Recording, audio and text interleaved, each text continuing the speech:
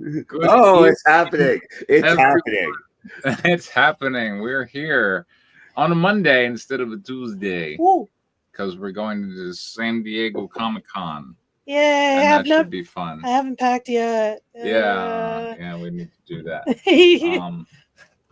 Let's see. And we were all selling stuff over the weekend. So, John, I'm glad you were selling some books. Yeah. Some of which were mine. Made almost $1,000. There you go. Yeah, not bad. Not bad. Yeah. There you go. Yeah. I ran sold a couple Palace. Yeah. A lot of Guinevere and a lot of Angel of Darkness. Guinevere sold really well for me over the weekend Was as it well. was it like the Harry Potter but slutty? Everybody loves that. And like every time he says that. Every time I say it, they laugh. Every time you hear it, I giggle just a little bit. Yeah. I always giggle. No matter how many times I say it, it always surprises you. All right, let's see. And Palace 3 is doing well on Kickstarter. Good. Check it out. I have the end of Lords of Iron 2. Ooh. Oh, look at you. Look at you. So I kind of like this ending. Like it feels right. But Danny will have to be the decider. I think I remember the last draft of the bit before this. Yeah, because that's the part that really matters. Yes. It was like the characters had a bit more character, and the Flesh Tailor was like a bit more talky throughout the action. He is a chatterbox, yes. Yeah. Okay, I think I've got a pretty good idea of what the differences were. Yeah. It's like these damn villains, they won't shut up. They're always monologuing. It's a good sign of a good villain. Yeah. I don't know. All Did about. you watch Superman? I love Superman so much. Story I very much enjoyed it, but it was a bit too expositional. Which one? Superman? Superman, yeah. I enjoyed Superman. I've seen it twice. What was my comment on the thing? Like it was Silver Age bullshit, and I was there for that. Yes, I loved it. So. It also, what I really liked about it was that it wasn't completely sexless. That's true, but I have it was to largely sexless. It wasn't completely sexless. That I have to say that Nicholas Hoult, who does Lex, is Lex was so fabulous. Good. I can't help it. If I was a hater, I aspire to be that hateful. If I was as petty as he is, if you're gonna do something, like go big. I'm like, yes, and people are like, is it better than Gene Hackman? I'm like, it's actually better than Gene Hackman. It's really, it's to get. I think so, because like you can tell how it's increasingly personal over the course of the film. Yes, he's funny and he's threatening. Absolutely, that's the thing with Gene Hackman. He was never threatening to me. So no, yeah, he was never scheming, but he wasn't like he was. But he was intelligent. Yeah. Okay, but we're talking about a movie that's 60 years old. That doesn't matter. Yeah. It doesn't matter. No, it does, because films made in that era are not the same. That's true. I was actually rewatching the Donner film. She was. I was actually earlier today. Yes. Earlier today, I was rewatching the Donner film because I was kind of like, it's been a while since I've seen it. Yeah. And I just can't help but go to Gene Hackman and just go, don't find you a threat. I don't. That's probably why I did not find. The problem with Gene Hackman is like he's got like 3 goofy sidekicks that he's yes. There's Otis, who is. So there's not enough time for Gene Hackman to be a hateful dick. But then you have the film needed that, and like that's the same era that Taxi Driver came out. So it's not like all films of that time are like like that. Yeah, but then and he's really cold-blooded with Superman. Like, he's really sadistic with the kryptonite and like, there you go, bitch. Like, but I mean, but as like an actual threat intellectually, I never saw that. Okay, and even like, could this guy actually kill him with the kryptonite? I'm like, you could slow him down. If nothing else, this film definitely sold Lex Luthor as a real threat in many ways. Superman. Yes, absolutely. Absolutely. And actually, Lex has been like kind of not clearly a threat in the films for a while, right? Yeah, so and I really hated the last Luthor. Yeah. From the Snyderverse. Look, I did Oh, not. we're talking about movies I haven't seen. Yeah, I did not like him. I Yeah. just In Well, part, luckily, Yeah, he Preston, was you're not. not He missing was not a anything. good. He was Yeah. not he was a just good not Lex Luthor. good. He just screamed all the time. That's all I remember him. He just screaming at the are we TV. talking about the Kevin Spacey Lex Luthor? No, Him no, too. we're talking about the Snyderverse Lex It's about the Luthor. Snyderverse. Although, thing. yeah, the Kevin Spacey, like he was actually was just okay. Gene Hackman. He was Superman doing Returns Gene was pretty Hackman. good. yeah. But the thing is that I think that as a look, he was a wonderful Lex as look wise, and he did have gravitas. But the script was shit. And I just kind of went like, I need you to be threatening, and I don't feel that right here. So at least in the animated series, I get it. I like, yes, you're not a physical threat, but dude, you are intellectually a threat, and you have the money and you have the power to be threatening. But and that's also Clancy Brown. I mean, like yes, that it's guy's also a Clancy Brown, genius who's too. awesome. So Yeah, who's it's awesome. like having a really good actor behind it helps a lot too. It does. Okay. So, but the thing is that having also a strong script, that also helps. Okay. So, True. All right. Let's pick up with the resolution of Taylor and Agrippa. Okay, so Preston, I think you zoomed in on the wrong thing. You seem to have zoomed in on your framing window, but not the script itself. Oh, that's bad. Hold on. Because all I see is like your menu items are huge and your script is tiny. Okay. How about that? You still got the huge menu thing. You might want to like unshare and like then zoom your screen out overall, and then just share that window again and see if that helps. Let's see. Unshare. Like zoom back to normal, right? Okay. In like your window that you can see. When it's normal, then share. Then we can you click share on it here? Is that thing? No, that's gonna create a link. Here, I'll just hold on. Give me that. Download. We can do it. Give me it. And all the viewers will appreciate because they'll be able to read the script along with us properly. It's yes. All of our 2 viewers. And then zoom this. You can always count on Draco. He's there somewhere. He's always there watching, generating text. No. He doesn't generate the text. His AI generates the text. That's true. If he were generating the text, his character. He made a computer game. I can just download the PDF. Really? Yeah, download the PDF. With his light novel, 7 films, and computer game, it's a shock he's not a media icon. I know. Are any of those things done? I don't know. Or did he? I know. That's all right. There it is. Okay, so here I will share the PDF so you don't have the annoying button. Oh, there we go. Go with share. Alternate format also works. Good job, Diane. That's Acrobat full screen. You're done. There we go. Thank you. That's gorgeous. Let's go. Yeah. Oh, look at that. You can read it. Yay. I get to be Agrippa again. Okay. All right. For this. All right. Well, I'll be the narrator again. Here on 7. Because I'm what's it? Next week I'm watching Fantastic Four, so I also won't be able to make it. Well, next week I'm going to be coming back from San Diego. So we'll be on the there road. we go. No all right. No worries. And I'll be right behind you on Fantastic Four. So I'm looking forward to it. All right. Page 17, panel 1. With a wave of the Flesh Tailor's hand, the doors to the outside open. Cooper and Hernandez moves towards freedom, while Agrippa casts judgment on the abomination before him. Let us go out into the world and spread the good news. Damn freak show. What did you do with Taylor? I walked in here a flesh body harboring a diseased mind. Now I leave this place a virtual mind controlling a decaying body. You put your freakish artificial face on the corpse of one of my men. I came here because I wanted to escape the pathetic shell of humanity. With their help, I succeeded. So what are you supposed to be? The next logical step in your evolution, a digital consciousness in control of a physical form. Oh, you're a goddamned abomination. Watch your tone, Commander. Trinity's about to introduce me to the world as her ambassador.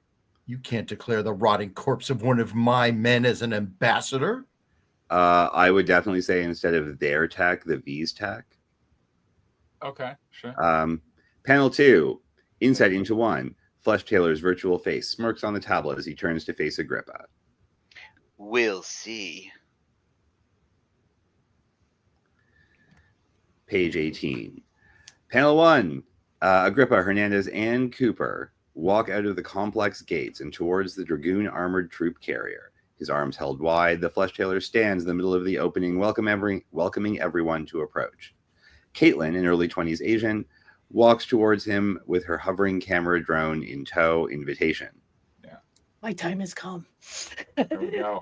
What just happened? We saw explosions. Soldiers, breach the V Welcome Center looking for me, but here I am. Don't listen to that. Go ahead. All right, don't listen to that MFer. He's not real. MFer. Panel 2, still standing in the gateway, the Flesh Tailor addresses Caitlin and the rest of the gathering crowd, complete with many held smartphone cameras and hovering camera drones. Nonsense! I am quite real and standing before you. Go, Caitlin. You seem to be wearing the power armor of one of the soldiers. The person formerly known as Tailored entered this complex 3 weeks ago, lost and confused. I have since transcended mere physical form to become a digital consciousness, able to move bodies at will. Through V technology, anything is possible. If I wanted to, I could design a new host body from the ground up to inhabit, as long as a backup exists of my mind. I live forever. Panel 3, Caitlin listens, captivated. We all naturally fear the unknown, but I am here to say that an entirely better existence awaits you, one free of death and disease. Tell them to stop messaging. Page 19, Okay. Panel 1. Admiral Oliver Hood, a mid-40s English man who, as the portrait of himself in issue 1, page 8 shows, sports a cybernetic implant on the right half of his face, sits at the head of a conference table wearing the formal uniform of the United Earth Space Force. President Alberto Gonzalez, a mid-50s balding Latino, attends the meeting virtually, his visage gracing a nearby monitor. Director Raymond Montalban, a well-dressed mid-40s Spaniard, sits to the right of the Admiral. Commander Agrippa stands at the far end of the table, giving his after-action report. Trinity offers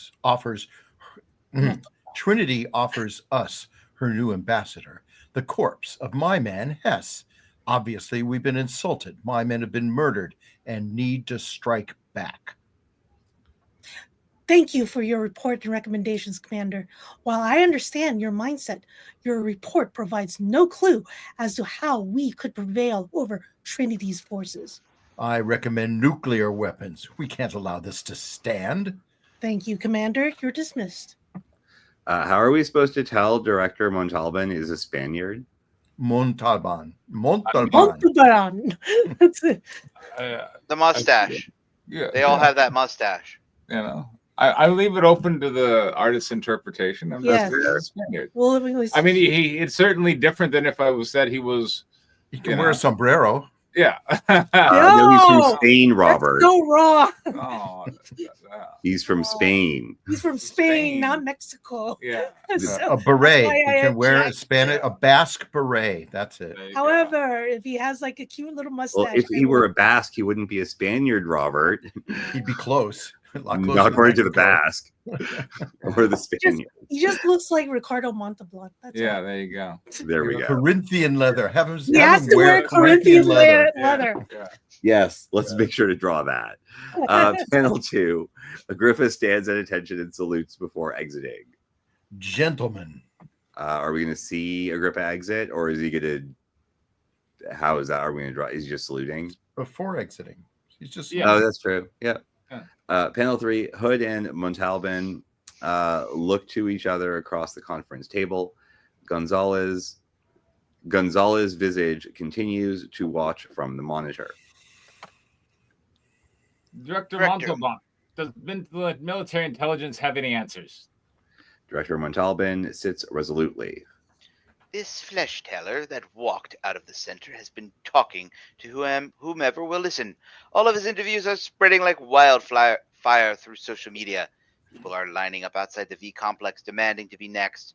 Quite frankly, their digital presence is far more important than their physical sight. Page 20. Panel 1. Admiral Hood sighs in frustration as President Gonzalez nods along on the video monitor. Mr. President, the human race is under attack. If we allow the V's to start converting our populace en masse, there's little to stop them from creating a locally sourced army of flesh tailors. Wow. What are they calling it? Panel 2. Director Montalban continues. A leap in consciousness unobtainable by the human form. I agree with the Admiral. We need to start counter-programming immediately. Such as? Are you familiar with the testimony of Delta Knight Danovich? Panel 3. On the monitor, President Gonzalez seems unsure. Her name came in some report on transport from Ceres. Honestly, I have not given it the time it deserves. In your defense, Mr. President, there was a lot of data to go through after 9 months of radio silence. The stress of the overcrowding in isolation on the long retreat home got to some of the passengers and crew. Page 21. Panel 1. Wide panel. Director Montalban recounts the grim details. No copy. Panel 2. Narrated flashback. 4 male Chinese crew members in Ceres Station jumpsuits stand in close proximity to a bulky metal cabinet labeled Armory. Chen Jichen, early 30s with slick-backed hair, grabs a pulse rifle from inside the cabinet. Wei Shang, late 20s with a crew cut, holds the cabinet door open with one hand and a crowbar with the other. The door shows scuffs and structural defects from having been pried open. Zhao Hongtu, late 30s with hair parted to the right, and Rui, early 20s with a crew cut and the face tattoo of a Chinese national red star. Check from Intruders. Yeah. Some attempted a mutiny. Panel 3. Wearing the interior FP-27 duo suit, Lilia uses the plasma bayonet extending from her right forearm to slice through Hongtu, his pulse rifle falling from his hands. The energy blade slices cleanly through his torso, scorching the escaping blood. Shang, Rui, and Shichen fire on Lilia with their pulse rifles, but their bullets cannot pierce her power armor. She put it down. Ah! Bang, bang, bang, sizzle. There we go. Page 22. Panel 1. Arranged to resemble a formal trial area, the cafeteria tables and chairs bear witness to the court-martialing of Delta Knight Lilia Danovich being conducted in the mess hall of the Widowmaker transport on its return flight from Ceres. At the witness stand, she sits in formal uniform of a mechanite born in Russia, the only Slav in a sea of Chinese faces. Captain Li Junze, early 50s, presides over the proceedings on an elevated platform where he sits in a black silk robe with a low-hanging square red tie bearing the insignia of Ceres Station. Prosecutor Chen Yushao, early 30s man with crew cut wearing a dark three-piece suit with a red tie, stands before Lilia, asking her the difficult questions. Defendant's counsel Chang Wei, a late 20s man, hair parted to one side, sits at the defendant's table, stoically taking notes on his tablet. The rest of the crew wear their formal uniforms and cram into the sits in chairs towards the back of the room. Montalban's face, inset near the top of the panel, continues to narrate. Isn't this like panel 2? What? Is this like which? That's panel 1. Ah, panel 1. Okay, I see. Yeah. Still, they put her through a formal court-martial over the deaths. So you admit to conspiring with Chao Hutang to mutiny, then betraying him. Be Lilia. I had to be certain who the mutineers were before I could act. As the only mecha knight on the ship, I knew that they would try to neutralize me if I didn't play along. Acting entirely on your own? I didn't know who I could trust with the truth. Not even the captain. The conspirators Yeah.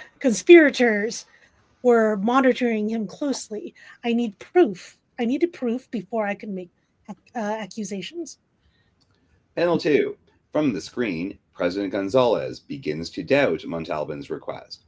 Montalban confidently states his case to Admiral Hood, who remains seated at the table with him, and to the remote visage of the president. The last Russian of a defeated mecha squadron facing trial for murdering some of the Chinese crew.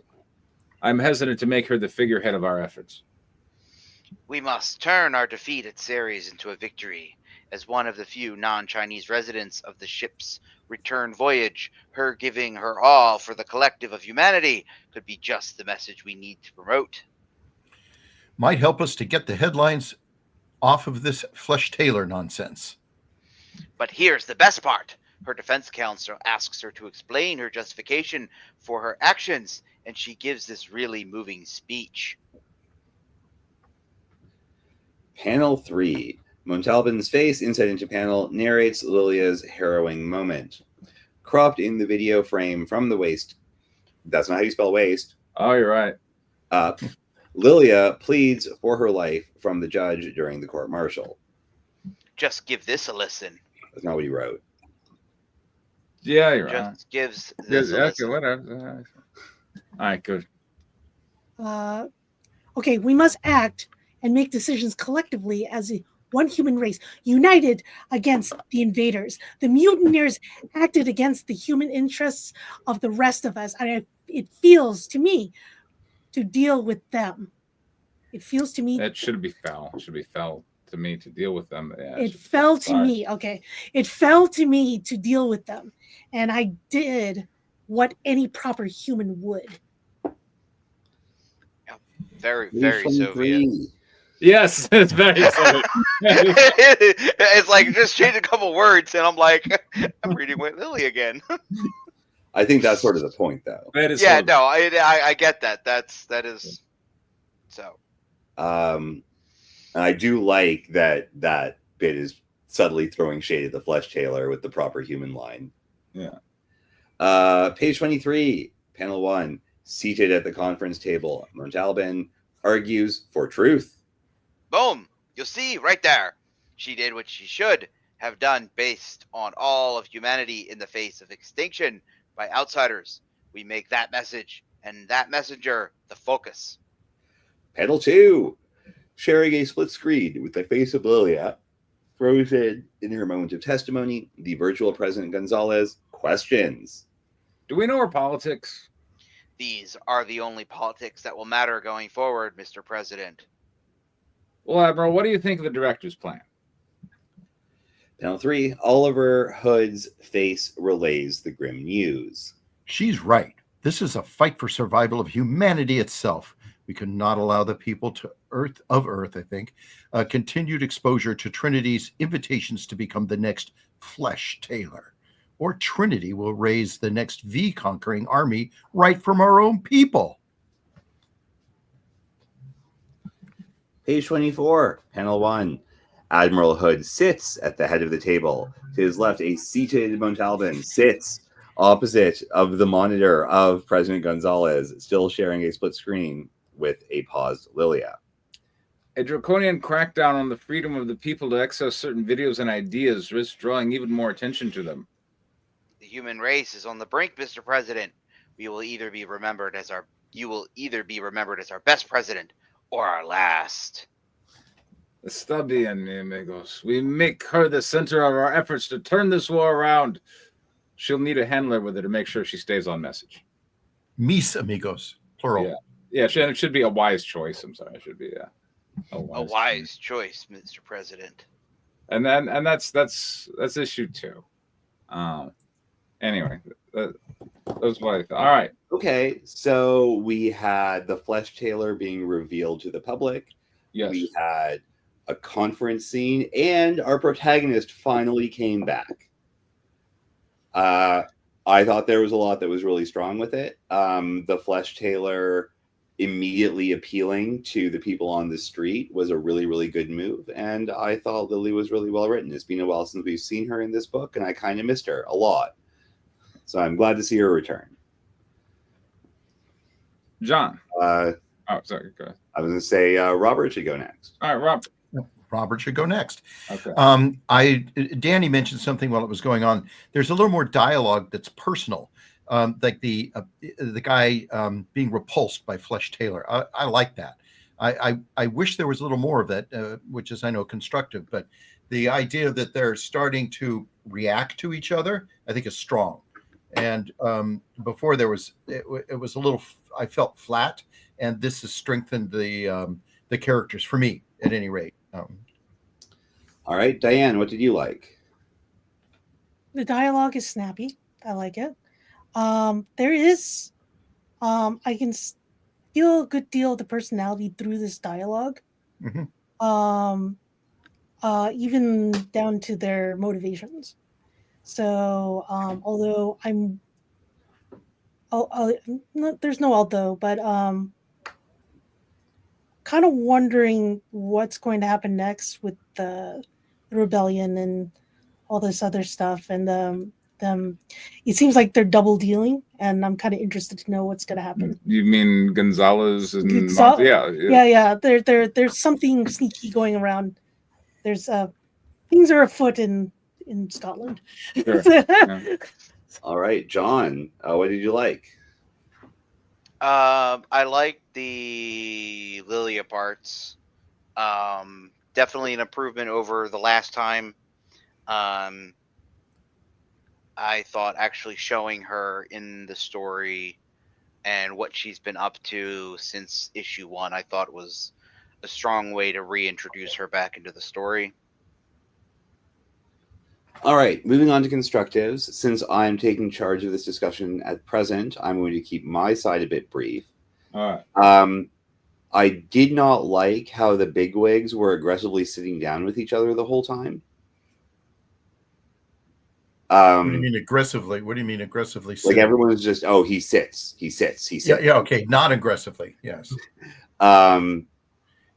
Like even something like what was Larry's book? Primal Chaos 2, I think, that I lettered, like, had a great sort of meeting scene where they start by sitting and they start getting angry and pounding tables and stuff. We're in the future. People can be holograms. We've already done holograms a little bit. So having everyone sort of be a person lets you write a much more dynamic conference table scene. Okay. And I don't feel like your cliffhanger is cliffhangery enough. So I'm going to suggest, especially for the end of it, when people are talking about handlers and stuff, just cut to Lily. What's she up to? She's probably in a cell being miserable. Maybe she gets a letter and she's like, oh, fuck this. I don't want to be a figurehead. Get me out of here. Or like whatever, right? Like let's show a human reaction at the end instead of a committee's decision. Okay. And bring it back to the protagonist as well, because she has been missing for a whole issue. I'd sort of start there and then, cut some of the repetition. Anyways, moving on. Robert. Yeah, you touched on it with the powerful people don't feel powerful. It feels like they're reading from a script. That they're supposed to say this, or this is what a leader would say. And there were other parts that were more personal, like with Agrippa and the generals and the hating Flesh Tailor. Want to see more of that between the guys. As Danny said, pounding the tables would be great, or throwing something. I know so one of them's virtual, but if they're there, maybe even a virtual thing. Yeah, a virtual apple flies through. What's his name? You could do anything with this, but they need to be more contentious visually, and how you would convey that to the artist is probably your biggest challenge. But they need to show emotion, which is not apparent. The threats are there. You can see that it's supposed to be from the dialogue of what they're saying, and that they're articulating the threat. But I don't see any description of the threat. I'd like to see more of that come through their dialogue, and then of course have the panels support that the threat that they feel, the looks on their face should be scared or extremely concerned, and the dialogue should reflect some of that. It needs to be more emotional at this stage. They're scared, and they raise it 3 or 4 times. They could take over this. This could be your last term as president. It's like you don't have a chance to fail. You have a chance to disappear. These are, just a little more, fear mongering among themselves. What's it? Diane, how would you improve this script? She'd watch Facebook videos. That's what I did. she would do. So I agree that it's a lot of people just sitting down talking. I would like walking around, even if they like threaten each other, just something that would, like, I don't find them intimidating. And I know that they should be, because they have a lot of power. I'd like to see it. Possibly with like people dying as they talk, because their words. They're not super villains. No, it's just that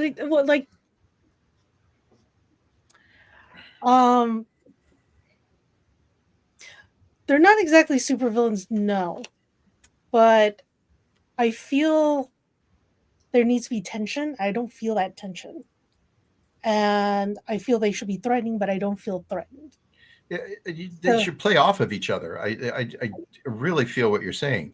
Yeah, it's just like, if they are to be having all this intrigue and like this kind of sinisterness behind them, I should be able to feel that. Maybe if their dialogue was a little has more gravitas, not. One of them needs to be scared, because it's articulated. Like some emotion, yeah. So well, scared. It'd be great if you played them off like visually. Like one guy sitting there with oh god, I can't think of the mini me. Who was the guy? Mike. Vern Troyer. Yeah, Vern Troyer. If he had one of those like little, like a support midget of some sort. Can't say little person. All right. Wow. And a support midget. Just something like he's holding a little dog and he's petting it. So an emotional support midget. Yeah, exactly. Well, that's what they are, I think. I mean, the TV shows that have them, But that, and then another guy who's like really, animated crazy, and the other guy's going, yes, but we're going to need to destroy them all. That kind of, just a little more visual contrast. You're hinting at it in the dialogue, but I'm not feeling it with the way the dialogue's written, and the characters don't seem to be, affected by it, except for saying stuff. I'm wondering if this could be fixed just visually, just putting them in like, putting them under shadow and under light, and under that, maybe that will make it more impactful, intriguing, and more threatening. But that's just, you're still on the midget, aren't you? Well, sure. If I give him a hologram with an emotional support midget and he starts beating the shit out of it, well, yeah. I mean, now we got more going on. That's terrible. Put him in a little Gump outfit. No. No. Was it Wolf of Wall Street where they were bowling with the midgets? God. All right, John, how would you improve this script? Danny's all right, here so being very. So these. So I know what hat I'm wearing. They're not. I mean, okay, so they're not super villains. I mean, they're not going to be. I doubt that they're probably going to. Okay. They're puppet masters. That's what they are. Yeah. Well, they're politicians. Yeah.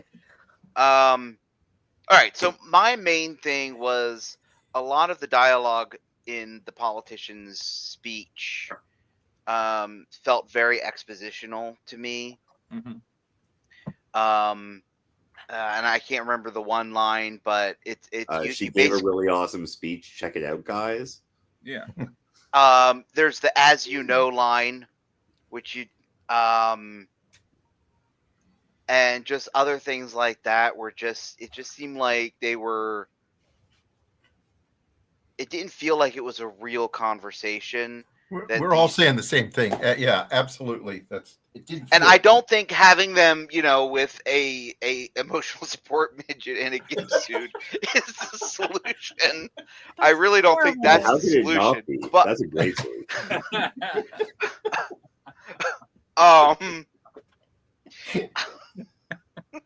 Sorry. No, now I got this. Which Preston might end up using is, so the guy is there he's a hologram, right? Yeah. Well, how do we know what's going on in the room? If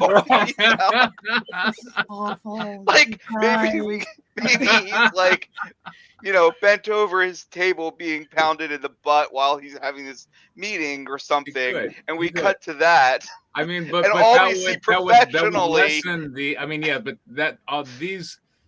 Anyway, you are correct. Not taking the threat seriously, though, right? Right. Okay. Yeah. All right. So that is one of those things. So it's like I don't. And again, people are talking about them yelling at each other. Are they not in agreement? They're not having. They seem to be all in agreement that this is a problem and they need to address it. But they don't have anything to disagree or argue over. Like, they're saying, what do we do about this? And one guy comes up with a solution. I mean, besides the admiral who says nuke them all, but that's your standard military answer to every problem is just drop a nuke on it. But once he's out of the room, there's nobody else is advocating for let's nuke them all. So they're not really in disagreement. They're not having an argument. So them throwing things at each other or raising their voice or slamming the table, none of that would make sense because they're not arguing. They're not talking about different solutions. It's what do we do about this? One guy comes up with an answer and they're all like, okay, let's give this a try. I mean, maybe that's part of, maybe going back to what Danny said is maybe instead just focus on what happens to Lilia in the aftermath of this scene. Like it's like the rule in screenwriting is that if nothing dramatic or conflicty happens in the scene, cut the scene. Mm-hmm. Like if a character is driving from their house to the grocery store and absolutely nothing happens, why show them get into their car, drive down the road and get out of their car to the grocery? Like that. Just cut the scene, and I feel like that's the way this scene feels. But they discuss important stuff. I feel like a lot's going on. Yeah, but there's we could explore that important stuff through another perspective, like Lilia's, which is what I suggested, and I think where John's going with this. Yeah. I think that would be a stronger way to convey the information you're trying to convey. Than just three people sitting around in a room talking about it, but not arguing about it. Unless you wanted to have two people with a different opposing view. As I said, if you keep nuke them all and let God sort them out, stay in the room, and then they have an argument over do we nuke them or do we do this or do we do that, I feel like that might create a little bit more interest in the scene, and the dialogue wouldn't feel as expositional because they would be explaining what they're explaining what needs to be done, and we're conveying information to the readers, but in a way that we're actually heightening the dramatic tension of the scene. But right now, I don't really feel like the scene is all that dramatically tense, aside from this looming threat that's not even in the room. Yeah, and the looming threat was really present in issue 1, so I think since we can sort of assume that, this being issue 2, we've seen them be incredibly threatening in this issue. Fine, the scale might change, but like individually, all these people and creatures from Venus are incredibly threatening. I think there's a lot to suggest, like Lilia's reaction, maybe talking to her commanding officer, while also being like beaten up by people in this like Chinese military prison because they don't like her because she's like white or Russian or whatever. Like we can really lean into that, and then we're seeing a character rise up from the ground, which is usually a pretty good narrative arc. Okay. All right. What scripts do we want to go over next? I guess Robert wants us to go over his script. Yeah, Robert does. It's a major rewrite from the last week. Does Robert really want us to go over Robert's script? Well, we're going to do it anyways because the script is here, aren't we? There we go. Yep. So Robert can go fuck himself. We're going to read the script. You do that. Yeah. So this is a rewrite based on some of the notes that was given the last week, and I've fleshed it out as opposed to Flesh Taylor with where I want it to go, and you guys are going to get a chance to see it. Right now, it's 10 and 1/3 pages, so please read the last 1/3 page, even though it says 11, and then we're going to listen to the song I wrote about this as the theme song. Yeah, I saw there was. Oh boy, we're going multimedia now. Yeah, what the hell? Should we start with the theme as song? long as it wasn't done by AI. Done by AI. Well, I'm sure part of it was I paid $175 for it with Fiverr. So, but I wrote it. So he did some of the instrumental music for it, and he okay, sang so you're it. not pulling out like your banjo lily from under the table. Not for because me. That would be amazing. Yeah, it would. All right, caught red-handed. Yeah, well, it's the title has changed now, so don't worry about that. Okay. Well, that's what was on the screen. Yes, it was, as Danny says. Black screen. By the way, that usually I just go left, justified, and just say black. And okay. Sound, music that plays at low volume, and then I mean, if we're gonna go screenplay format, I would open left format black, sound whatever, and then fade in. All right. Which again would be left justified because it's the opening fade in. And then we go to interior roadside diner day. Please wait to be seated. Reads the sign. The lone waiter, age 25, shouts from far end of the diner. Little? Pardon? Zoom in a little, please. Oh, sure. There you go. Hey, not everybody has your awesome eyes. All right, who's is Preston finally wearing his glasses? Is that what? Yeah. He is finally wearing his glasses, yes. Yeah. Anywhere you like. Gestures with one hand, the other holds a towel. Jack, age 30, heads to the booth closest to the wait station, pats front pockets of his jeans, then back pockets. Damn, still charging in the room. Jack glances around the diner. One waiter, 7, covers. One cook, badge says Louise. Black family, Andre, 40, sits in the booth with his son, 15. Black family's booth. Grandma will be here soon. Jack's booth. Waiter hustles over to Jack. Sorry. You ready to order? Plain omelet, hash browns well done. Meat? No meat. No sausage, no bacon? No meat. Hash browns well done. Bread, white or wheat? No bread.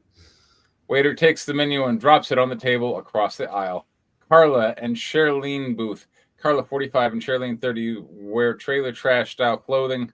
Carla uses a cane to leverage her belly out from the booth. She waddles over to the elderly man sitting with daughter, 30, and 2 grandchildren. Grandchild 1, 10, and grandchild 2, 8. Gino's booth. We need a Carla. Hey, Gino. Gino doesn't look up. Hey, Carla. Hey. This is your family. Hi, I'm Carla. I have a double wide across from your dad.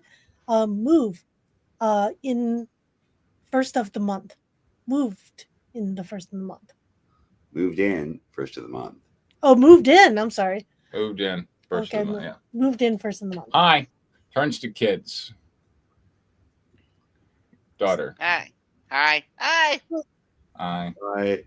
To roar of the highway. The roar of the highway announces Grandma 60 entrance through the front door. Dressed in scrubs, she marches down the aisle, passing a booth with two white ladies, Karen 1, 55, and Karen 2, 54. I love that. They glare at Grandma as she passes. Hey, Andre. Why are you sitting here, sitting in the sun? You know I can't take the sun. Karen 2 to Karen 1 under her breath. Let's just go. Karen 1 waves for the waiter. In the kitchen, waiter argues with Louise. LaDonna ain't coming in. Louise responds with an annoyed look, shaking his head, says nothing. Waiter looks over to the white ladies. Karen 1 wiggles her hand like she's signing a check. Cash register. They meet at the register. An ice cream sundae appears on the pass-through. Waiter grabs it, then in a single motion, slides it to Goth Girl 18, sitting 3 stools down the counter. Shoulders hunched, she twists a strand of her hair with one hand and spoons tiny bites of whipped cream. Head swivels side to side. She watches Karen 1 pay her bill, then switches to watch Carla and Charlene accuse each other of being mad, ungrateful, mean. Who's Carla? What did I do this time? Karen 1 suddenly yells. Where's my what? She looks at the black family. The son looks up, not smiling. Karen 2 quickly interjects. I have it. You left it at the register. They hurry out the door. Goth Girl at the counter cowers, still glancing around quickly. Jeno's booth. Jeno, daughter, and grandkids leave the booth. Jeno waves to waiter. $40 on the table. Waiter waves cutely to the grandkids. They wave back as they exit. The windows rattle from the sound of the chopped Harley putting up to the front entrance. She puts in her earpiece and texts while humming along with the music. Jack's booth. The waiter reaches over the wait station and loudly drops the plate with Jack's omelet. Ketchup is right there. I'll bring a set up. You want extra napkins? Water. No ice. Front entrance. The highway roar from the front lingers a little too long. 2 men enter. Stop at the sign. Wait to be seated. Louise shouts from the kitchen. Sit anywhere. Businessman 50s wears black rimmed glasses, portly and balding. His tan sport coat clashes with the mauve herringbone slacks and blue shoes. He looks around, signals Mariam Barrow to come in. They go to the farthest end of the diner. The Mariam Barrow wears a wife beater T-shirt with a leather vest. Wait, he aged 5 years in 2 paragraphs. Mistake. Yeah. Yes.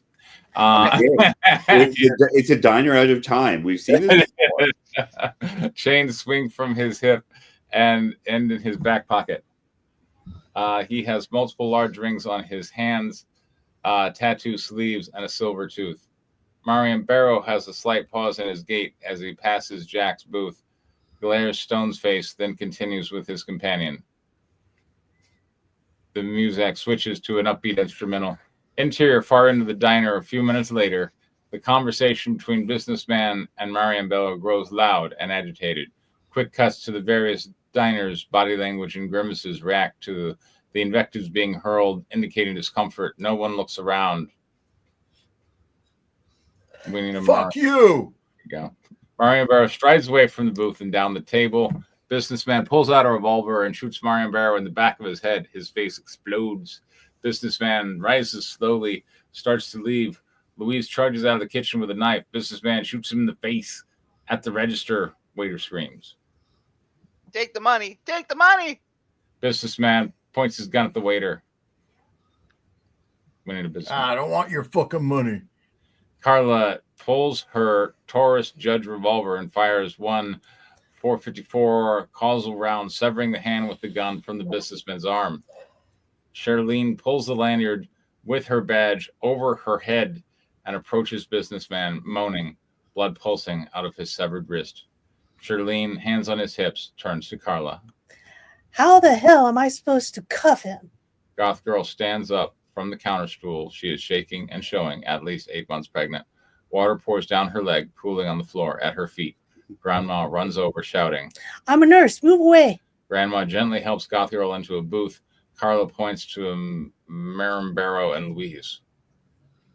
Am I Carla? I don't know who Carla is. What about them? I can see their brains all over the Bunomatic. No helping them, but I can save the baby. Carla throws her arms up. Now you rest right there, girl. You're gonna be fine. Interior front entrance, same. The SWAT team bursts through the front entrance. The Captain 35, dressed in suit and tie with bulletproof vest, stenciled in bold, Captain Latigo. He announces with a miniature bullhorn. Everybody stay put. Men, get a statement from all of them. No one leaves. Captain walks over to Shorty and Carla standing over businessman. Will someone put a cork in the perp's arm? The floor is slippery. Someone could get hurt. Safety first. The crime scene technician brings an evidence bag. Bag the hand with the gun. The technician uses large forceps to pick up the evidence. Detectives? Captain. Good job. You caught him red-handed. That'll put him in the slammer and keep him there. Jack stares at his omelet. Marlborough's eyeball sits in the middle, staring up at him. Excuse me, we're going to need that eyeball. I'll leave the omelet. Damn. The omelet was perfectly cooked. Cut to black. Exterior. Let's see. Jack's Cadillac convertible later that day. Through the front windshield of his 1962 heather purple Cadillac Eldorado convertible, Jack has his left hand on the steering wheel. You own one of those, don't you, Robert? Yeah. You're like, I can film that. It's my car. Let's go. The outer holds an old-style car phone handset with a coiled cord. The feds got him alive, but he took out Marimbero. So that's done. At the stoplight, two Latinas, 22, pull up on the driver's side, bare shoulders, shades, and big hair. Buena naive. Oh, go ahead. Buena nave, guapatón. Lo siento, guapas. Estoy en algo ahorita. No, ni modo, porque a nosotros nos gusta infarnos. Pisale, pera. The ladies jackrabbit across the intersection. Oh, just some local color admiring my ride. Jack looks over to a flower stand in the strip mall. I see our good friend Mr. DiCaprio. Gotta go. Exterior flower shop day. Jack wheels his caddy across 2 lanes of traffic into the parking lot. He stands by the flower stand. Stumpy DiCaprio, 3845, has gone inside. Jack parks several spaces away and watches the storefront in his rearview mirror. The camera does not see Stumpy's face. Jack glances up to the mirror and sees Stumpy's unmistakable fat ass and 2 fat arms, each carrying a huge bouquet of roses. Stumpy weighs in at 5'5", tall and hefty 275. Oh, Stumpy DiCaprio, where are you headed? Exterior. Townhouse with carport day. Jack follows Stumpy's Hummer to a 2-story townhouse. As he pulls in the driveway, a pretty girl, 25, appears in the upstairs Juliet balcony in her panties. The roof of the carport blocks her face. The camera sees her from the waist down. With a heavy Jersey accent, she barks out instructions. Why don't you be the New Jersey pretty girl? Okay. Stumpy, did you get the... That doesn't sound like New Jersey. New Jersey. Joyzy. Okay. Stumpy. Maybe better. Yeah. Did you get the roses? No, you suddenly went Spanish. You're an hour late. Get up your fast ass up here. That's perfect. That's terrible. It's so terrible. That was really quite terrible. Jack stops a house away while Stumpy pulls in the carport. Interior carport, same. Stumpy's ass is sticking out the backseat door. Jack walks up the driveway while screwing the suppressor to his revolver. Stumpy starts to back out of the car. Jack raises the gun and fires once. This is the first time we see Stumpy's face. He falls back against the door and slowly sinks to the ground as his shirt shows a growing blood spot. What the? Mr. Oswego is very upset. But I told him everything. I think that might have been the problem. I have to talk to him, but I need to get it to a doctor first. No, you don't, but I'll make sure the young lady gets her roses. Who the hell are you? I'm Cadillac Jack. Jack fires one more round into the forehead. Stumpy is frozen stiff, eyes open. A trickle of blood appears from the small caliber bullet hole, and with one last body jerk, his head goes limp. At peace, his chin rests on the chest. Exterior, street outside of the townhouse, same. A few moments later, Jack walks back to his car, unscrewing the suppressor. Exterior highway, late afternoon. Jack's hair, tousled by the breeze, drives along the highway. He picks up a single rose from the passenger seat, places it in his lapel. The phone rings. Jack here. Yes, it's all taken care of. And I delivered the roses to the young lady. She was a bit surprised, but I think she enjoyed them for a moment. An older couple pulls up alongside. The old lady, 160, yells to Jack. My father's car, his was red. I learned how to drive in it, and I lost my virginity in the back seat. Old lady 1 and her husband laugh hysterically as they screech the tires, turning left. Jack returns to the phone conversation. Yeah. Oh, just folks sharing memories. So, Atlanta? Excellent. Time for some pecan pie. Jack listens while a highway patrol car pulls alongside. Patrolman uses his PA system. Hands free, slick. He turns on his siren and speeds off. I don't do Bitcoin. Make it 1 ounce ingots, Swiss, the usual draw. I'll let you know how it went. Jack replaces the phone, adjusts the rearview mirror, adjusts his shades, and pushes the button on the radio. Vivaldi's Four Seasons Concerto No. 3 in F major. What is Opus? Opus 8. And now you're testing my knowledge. Don't worry about it because that's changed. Now you're going to play the song. Oh, okay. Hold on. Now we're listening to the song. We're gonna listen to 2 minutes of song. Show and tell time. Let's go. The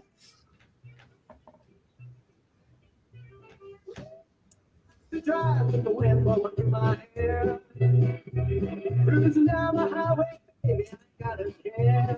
I hope you have rights to it. You wrote it. I do. I wrote it. I mean, it's no Vivaldi. No, it's a different vibe. Yeah, I like the rockabilly.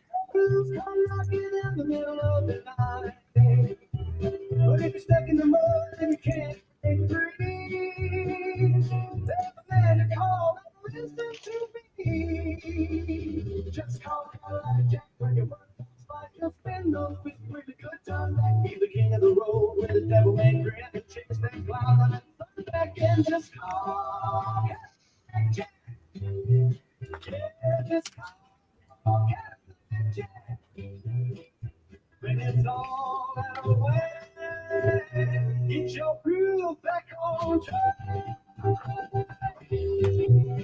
Okay, that's coming through really faintly. Yeah, it's really. Yeah. It's all right. Well, I think we got the point. Yeah. Yep. I mean, multimedia presentation is a little limited. I have to play it over my own microphone. So yeah, that doesn't work. That's fine. You can. Anyway, anybody wants to, you can play it in Discord. Yes. And dance.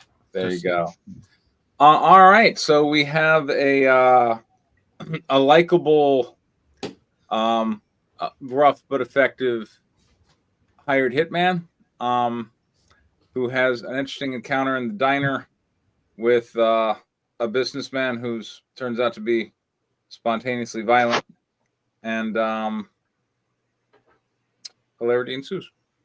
Yeah, and then Jack gets the job done on Scruffy DiCaprio. Stumpy DiCaprio. There we go. I mean, stuff happens. It's 10 pages, so it's appropriate length for a short. Good job, Diane. What do you think? the restaurant scene has been shortened. Yeah. Kind of like it. The rest of it, I wasn't entirely sure what was going on. So, Save that for constructives. yeah, I'll save that for constructives. What else you got? Do we go? I do have a question. Are we going back, or is this like a flashback within it? What are you talking about? We open up. We're in the diner. We're in the diner. Yeah, and then the scene unfolds. Scenes unfolds. Then he leaves the diner. And then he goes and kills Stumpy. Yeah. And then he's in his car talking on the phone, and we don't get to see like what happens to like the goth girl and all that stuff. I mean, she had her baby, I think, and hopefully, yeah. And all is well. All right. So, John. Well, I mean, I'm surprised that DiCaprio had a girlfriend that was 25. I thought that was a little. Anyway, this is not Leonardo. This is his brother Stumpy. Which, again, why are we calling him Stumpy when the other guy's obviously Stumpy because he just had his hand blown off? But anyway, I'll save that for construction. Exactly. So the diner scene, yeah, it was definitely shortened. It was punched up. Good use of subheads. People were leaving. So yeah, it was good to see a lot of that feedback coming into this. I think it would I mean, even at 8 pages, I mean, you were still talking that when filmed, that could still potentially be, 8 to 10 minutes of a short film. But having a tighter script, I think will make things a lot easier and for that section. So yeah, I thought that was a good improvement there. Danny. So I'm not familiar with this, but holy shit, that escalated quickly. Yes. Yeah. Which is the thing I liked about it. Is that all you got? It escalated really quickly. Okay. Like, and you quite can't say the same thing twice. Those were the things I liked about it. Okay. How could it be made better, Danny? Why did it keep happening after the diner scene? You mean it's a completely different movie? I mean, and so, like, and why were the two random people also cops in the diner? Like, okay. Also, where did the SWAT team come from? Right? Like, how did that happen? Again, picks up her phone. One of the cops picks up her phone and calls. And then, like, that doesn't usually apply. There's a version of this that makes sense, and that's a version where, Jack's on the phone talking to whoever the fuck, whose name he drops later on. So we set it up before we pay it off, and he's like, "Oh, Stumpy, but I like Stumpy." And his wife is so annoying. She's just nags. And then, he's actually there to kill her instead of to talk to him. The end. Like, that sets it up and then pays it off. Without Jack actually acting like connecting tissue and just being a person who likes a plain omelet without the eyeballs. He doesn't really tie it together, and he's the only thing that could.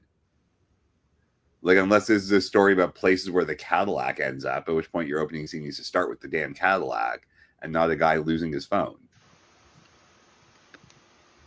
John. So yeah, like nothing really, like the beginning doesn't tie into the end or the middle. There's no real through line. It's just stuff happens. Now, it does escalate quickly. Oh my God. If that's what you were practicing, good job. But yeah, it's sort of weird. And then, like, why is he stalking Stumpy? And like, why are you misdirecting the audience? Like, it's really confusing just what's going on here. But yeah, so I like that it escalated, but you need more connecting tissue, and you've got to do it during the boring parts. John. I agree with Danny. If the Cadillac is a character, we need to be introduced to that first. Like, Jack drives up in the Cadillac and gets out and goes in. Like, that needs to be a thing. But notwithstanding, I don't really get or like the second part. It makes no sense. It doesn't tie into anything.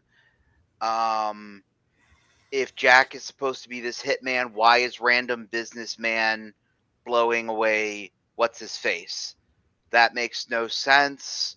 I feel like if look, the script supposes, right, that there's just happens to be a violent encounter at his diner. Where this hitman just happens to be. Yeah, like that part made sense, but the hitman's talking on the phone about the guy that got shot. Yes. So like he knows who this guy is.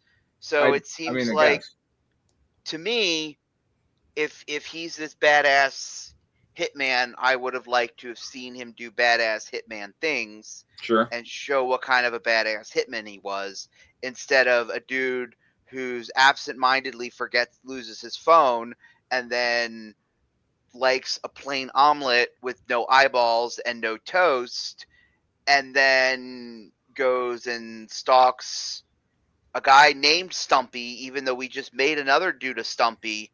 Yeah. Which also makes no sense. Yeah. Then he shoots Stumpy, and I don't know how I'm supposed to feel about that, because am I supposed to like Stumpy and his wife? I mean, I don't. Yeah. Like I don't know. It's like I'm so lost in all of that. Whereas in the diner scene, yes, it escalates quickly. That's the humor of it. That's the enjoyable part of it. Like, I'm on board with all the craziness and with the SWAT team showing up and with all. I mean, there's not enough time for the SWAT team to roll out. The more I think about it, the SWAT team is so unnecessary. Yeah. But I mean, it's still. If everyone blows up, Jack's like, someone else did my job for me, and he leaves, then maybe the SWAT team starts rolling up after, but we don't see what they say inside. Then it's about Jack. Yeah. That would be a through line. But yeah, like, sorry, the SWAT team was annoying me, and I just sort of realized one of the reasons why. So sorry for interrupting there, John. Yeah, no, you are correct. They show up too fast. Like, even if undercover cop at the diner calls in a SWAT team, why would she call in a SWAT team? Like, SWAT teams show up when there's lots of bad guys, not one dude blowing another dude's back of his head off and then wandering off. Like, hostage situations. Well, there's not enough time for him to take anybody hostage because he's walking out the front door when the cop pulls her gun and shoots his hand off. Like, that also doesn't seem like it would be cop practice. Like, if he's walking out the door, just let him walk out the door and go get him later. Like, I don't know. It just, there's a lot of things that just don't seem to add up. I'm okay with the SWAT team showing up as a process of that escalated quickly. But but then that's more of a comedic thing. Yeah, like the childbirth was successful at that. The SWAT team, I feel, wasn't. Yeah. What was successful at it, you said? The goth girl being like suddenly having her water break. That was good escalation. The SWAT team was disjointed. Yeah. Anyway, I just don't feel like this the new additions, I don't feel like they really added a whole lot to make it better. And I also kind of feel that because of that I kind of lose the point of what the story is. You know, what is this story about? Is it about Jack badass? It's about a likable hitman and his morning at the diner. Yeah. I'm just not. Did we ever get a location for this? We have a diner and we have. Okay, so we don't know like if it's in an urban area or not. And so I got like diner beside a motel and some small podunk town vibes. Sounds like it, a lot of people at the diner. That's really quick from the SWAT team. That's a lot of police. And like no sense of whether Stumpy was in town, just a guy. Like, it's not like we're in a big city where there's just a lot of action and he's got like 7 targets for some reason in the same place. No. So that lack of clear location, I think, works to your detriment for this one, Robert, because like I was like, yeah, small town, like roadside diner, all right, whoever's at the diner, cool, some shit happens, random people show up, that all made sense. Shit escalated quickly, cool, that all made sense. And then but then like, you know, you've got this sort of Western vibe going on, and then what, we're driving to the suburbs to a flower shop, like very confusing. I feel like death is, I mean, it invites a lot of questions, right? Like we want to know why the businessman just often kills somebody, and then later on when the hitman is killing Stumpy, I mean, we the audience is gonna want to know how they should feel about that, because I really my entire sympathy was with the innocent people inside the diner, because all this stuff is happening. We again do not see any reactions of what's going on of them going through all this. No reconciliation of like, you know, because there's kids. What did they do with the kids? They left. Yeah, but the kids, the Karens, I assume they left too. Yep. And the thing is that the endangerment of all the rest, and then we stop and we go somewhere else. I'm going like, wait. You started off with this thing, and we don't get a payoff or some type like, of I would have really liked it if or like, some resolution. I would have really liked it if like the businessman was at a table or something, maybe talking on a cell phone, and the Karens got after him, and he just escalated against the Karens and like starts murder, death, killing people. Yeah, I would love that. Like that would actually, I would have liked that. Yeah. And also, it will probably is just like you just annoy you. Karens do always escalate the situation. Yeah, they do. Yeah, Karens escalate, and then the businessman just replies with, "All right, fine," and then you know, he's, but yeah, it is. That's our table. Yeah, we reserve this table. But it is very freakish that this is happening with no explanation as to why. Yeah. At a diner where Jack the hitman happens to be having his breakfast before he goes and makes his morning hit. Also, should you even be there? Because wouldn't you have witnesses? I mean, potentially, yes. I mean, he's not the most realistic hitman, but this is not the most realistic script. Okay. I mean, and a realistic story about a hitman probably wouldn't be as funny. No, it reminds me. You know, the scene strangely reminds me of like Pulp Fiction, the beginning scene.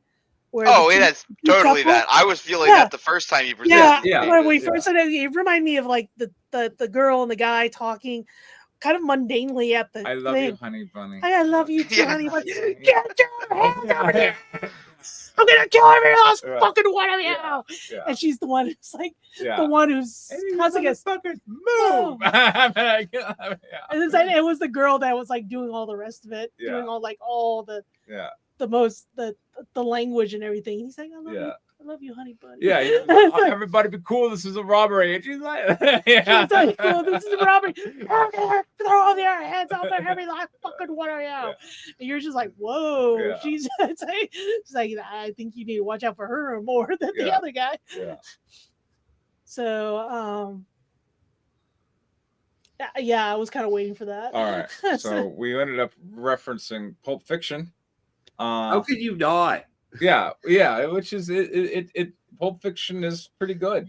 I also have like a reference to. I also, I believe it's Petrified Forest.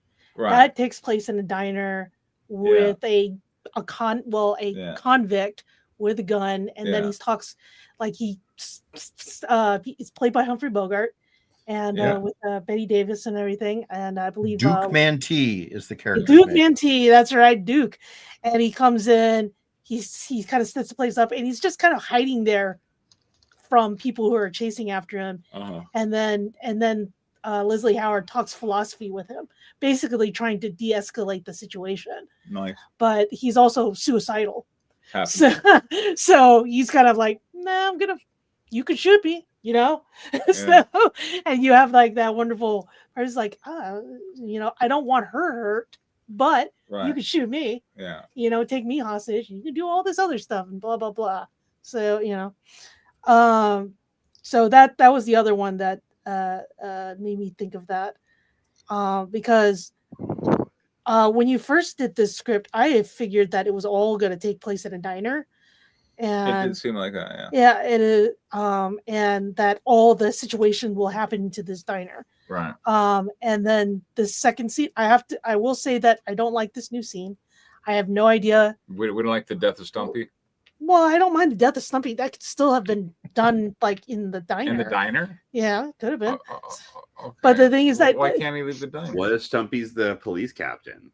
Yeah, that's true. He could That be. would be He could be just like he could have yeah, been. now you have a reason for the SWAT team to show up. The SWAT team shows up, and then because Jack once gets you up and kill, shoots. Yeah, you kill a cop. That brings SWAT teams. What if the story, like, you know, presented us with the logical progression of events? I mean, that's what I'm saying. Why would you want that from a story? That's what I'm saying. But the thing is that the logical progression would be like SWAT team wouldn't be there that early. Right. So, however, if this was a hostage situation, if you had like a dog day afternoon kind of thing, I can see why the SWAT team comes later if one police car can't handle it.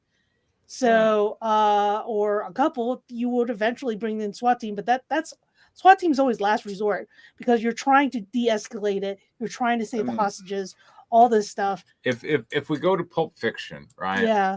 Pulp Fiction opens with the robbing couple. The robbing couple. And then we cut to the movie, and then that's the final skit when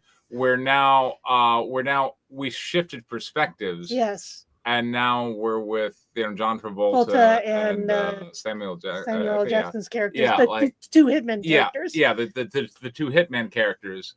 And then we see like, oh, that couple is now holding up and conducting a robbery. Yeah. And now we're like, oh, well, these two are about to be in conflict. Yeah. And that's kind of an interesting conflict. And then at the very end, yeah, which wallet is yours? One says bad motherfucker. Yeah. Yeah, the one says bad motherfucker. You know, and the thing is that, and at the end of the movie, we go back to the beginning of the film. Right. And they're there at the diner. Right. And now she's just like, well, this is not a situation you want to be in. Right. You were scared of everybody else, but now like you're kind of like, oh, this is not going to end well. Yeah. Because now you have four hitmen Yeah. in a place when you find out you're in the place and they're there.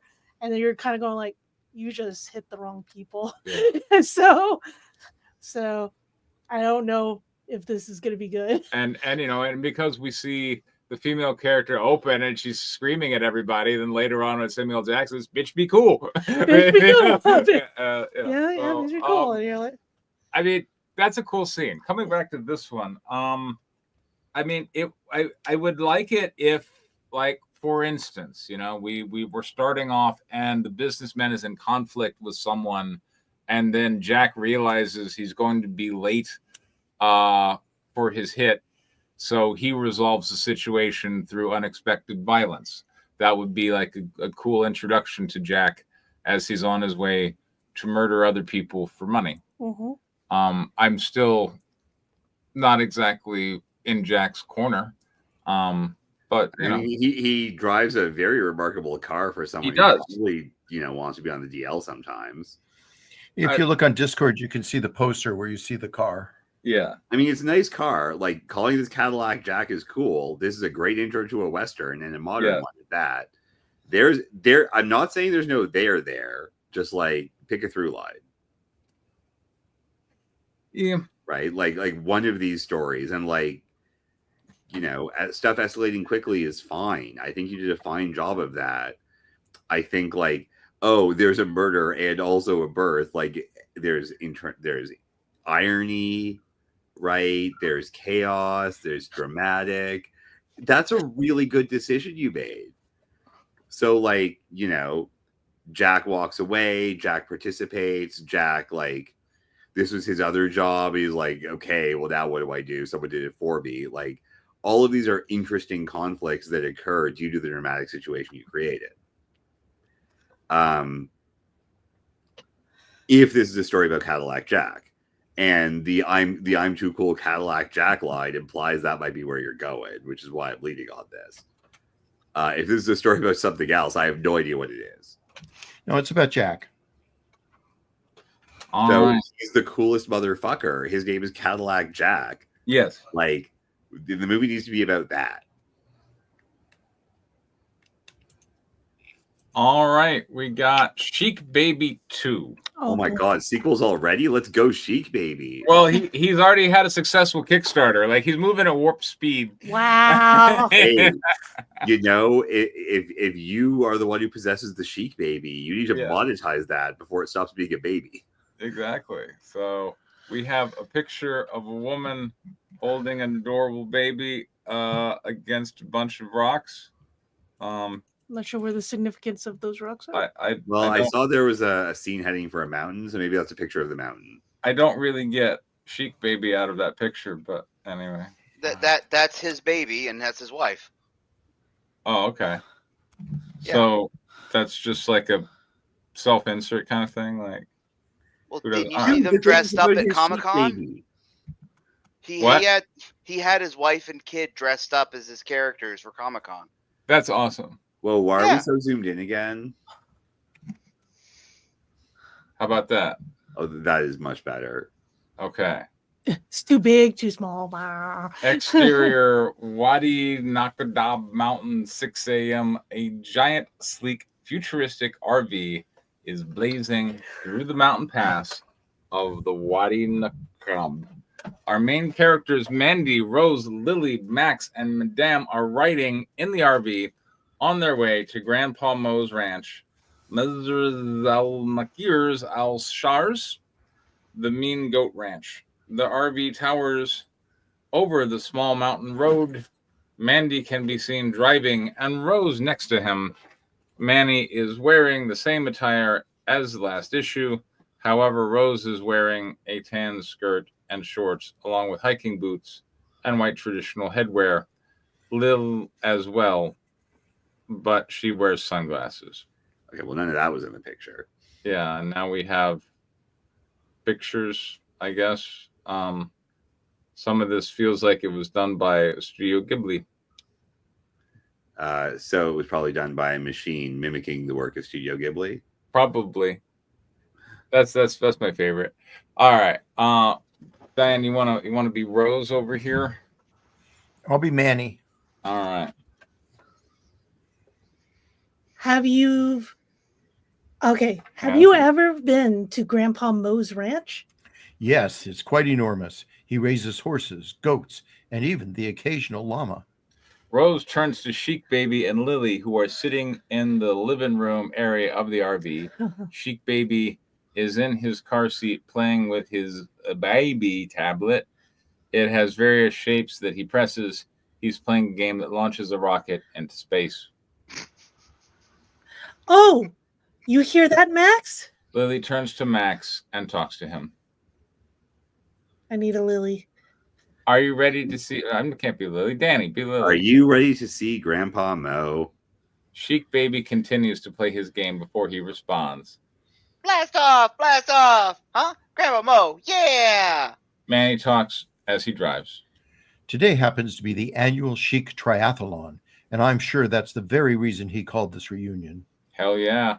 An alarm blares at the console of the RV. The console of the RV is covered in sensors, buttons, and multiple screens that display anything from gauges, temperatures, and air pressures. The alarm that sounds off reads, Master Bedroom. Ner. Activate autopilot. Manny stands up and walks away. Are you sure that's safe? Of course, this vehicle is supported by MaxCorp's own highly sophisticated AI.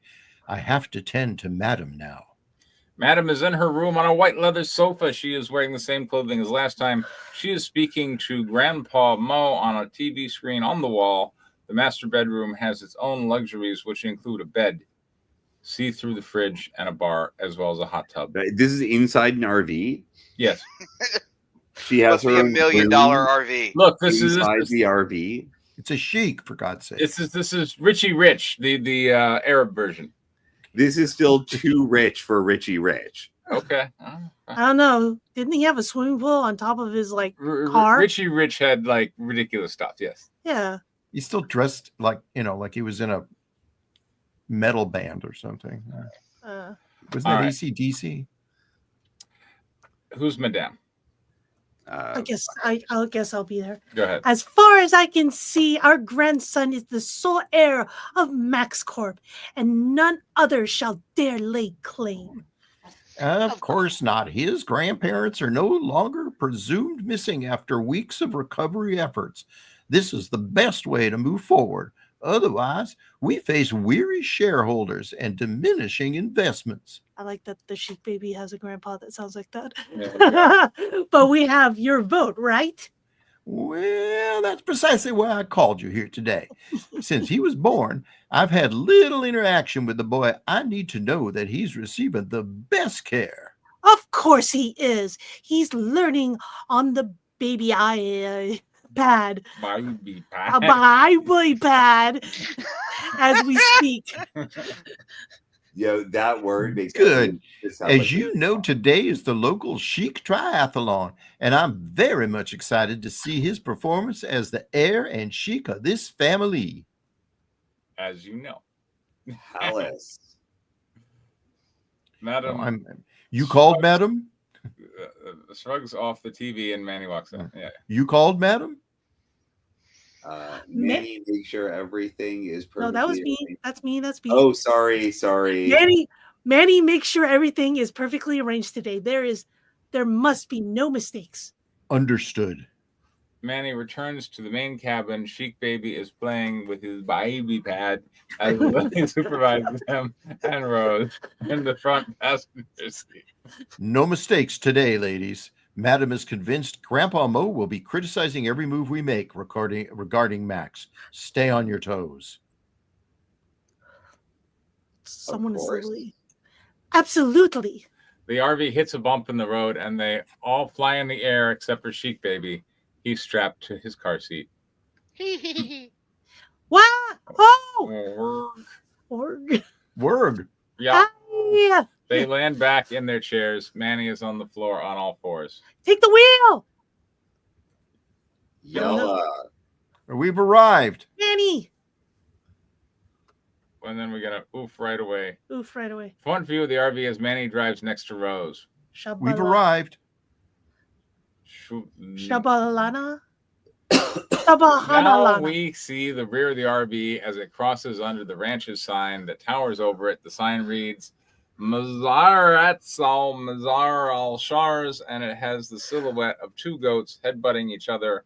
There's a Chic Triathlon banner under the sign and a help wanted flyer on the post. The team is lined up outside the RV. Lily is strapped on Rose's backpack. Manny is carrying a suitcase, and a Madame holds Chic Baby. Well, Maharaba, welcome. Salam alaikum. Salam alaikum. Salam Muhammad. Salam alaikum, yeah. Salam, Master Muhammad. I see everyone made it. Inshallah. Finally. Hand him over, dear. Madame hands over Max and Grandpa Mo lifts him and quickly inspects him, sniffs him, and even kisses him on the cheek. Splitting image of your papa, my boy. I think he has your daughter's eyes, Madame Shula. Yes, he certainly takes after Noor.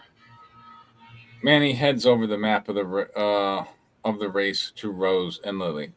Take a good look, girls. This is the map you will follow. There are 3 rest areas. Be sure to hydrate and care for Max accordingly. Of course. Ooh, there's even a lazy river run. Yes, and make sure your inflatables have adequate air pressure. There are volunteers at each point. That will help. Look over there. That's the starting line. There's a small crowd of people along with other contestants dressed in the proper hiking gear.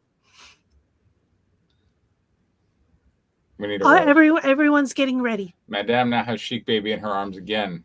Want to see my falcon? Yeah! Grandpa Mo shouts into the air as Falcon swoops in and lands on his arm. What's this? A falcon? Who really is this man? A beauty, isn't it, my boy? Well, let's get you ready for that race. A giant pink RV comes gliding onto the scene with the horn screeching into the crowd. Honk. Looks like Yaha and Vicky made it. Such ruckus. A team of caretakers line up outside the bus-sized pink RV, each one bigger than the other, wearing classic caretaker attire. The biggest one has a tiny RV pack on. Vicky shouts from the inside the door of the RV. What is Grandpa a tiny RV pack, and how do you wear one? I don't know. Okay. I don't either. That's why I was asking. Okay. Let's see. We can't see her because the inside is dark. She suddenly leaps out of the RV onto Grandpa's arms. Oh, my child. Oh. Uncle Yawa approaches the group. He's wearing a traditional white Arabic thumb with a kafia. Salam. Looks like a great day for a race. Salam ayya. Are you ready? Let's hurry before the sun rises any higher. Cindy, Lindy, and Mindy. Yes, sir. We have all preparations ready. Good. Go ahead and get to the starting line. What about you, Yaha? I've ran this race more than enough. I'll be watching from the sky in my new ride. Uncle Yaha points at the giant drone on top of the RV. Whoa! Does that thing actually fly? Of course, and you can follow everything from the live feed on this giant screen. Uncle Yaha points to the giant TV on the side of the RV. So cool. Everyone is lined up at the starting line. Chic Baby is being carried by Rose on a baby carrier. Vicky is in her Mercedes AMG Power Wheels. The other racers are lined up. A gun is shot into the air. Bang. Wes sees each character's reaction. You can tell Yaha on his drone in the sky from time to time on each following scene. Yalla. Careful, you two. Damn. Take care of my boy. How can I compete like this? I need to find a way to lose these two. Where is Sammy when I need her? We see each racer going at their own pace. A couple are sprinting. A woman is taking a selfie. Vicky is driving her car along with a team of caretakers who are trotting along. One has an umbrella over Vicky. Another is holding a bottle, and a third one is looking through binoculars. Rose and Lily are speed walking at the back of the pack. Lily is reading the map. Up ahead, we see a canyon with green foliage and mountain walls on each side. Can we go any faster? Who's Rose? I am. Looks like we're falling back. Oh, sorry, we're falling behind. Yeah. I'm trying to spot a shortcut. Manny left some notes. That's the spirit, Lily. Maybe these two are useful. They arrive at the first rest area, which is along the lazy river part of the triathlon. Big Man and Hat Man are there. Hat Man has his hiker gear on along with his hat, and Big Man is distressed as usual. It's a rest area with a water tank, a couple of chairs, and a giant umbrella. You can see Vicky's car parked there along the river, as well as digging donuts for the contestants to ride down the river. You can see one contestant headed down the river. No, I can't. This is a script. I know, yeah. Well, you imagine you can see it. Who's Lily? Danny. We made it. I don't see the others. Oh, there's Vicky's car. I guess they beat us. That shortcut bought us some time, but not enough. We need a Lily. Let's hurry and catch up. Here's Max's bottle. Whoa. We need a hat man. Sorry.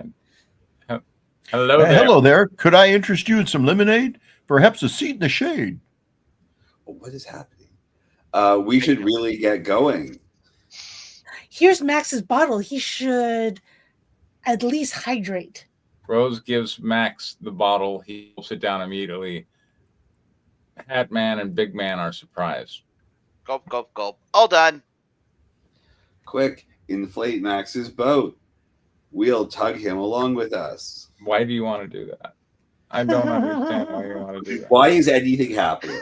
I don't know. I know it's not time for constructors, but I have no idea what is going on in any of it. Rose removes a piece of yellow plastic from her bag and attaches a pump to it. She inflates the yellow boat that transforms into a giant rubber duck, and as it lands in the river, they are now on the river. Max is on top of the giant rubber ducky that has a rope around the neck, and Rose is holding it as she floats along with Lily on a giant tire.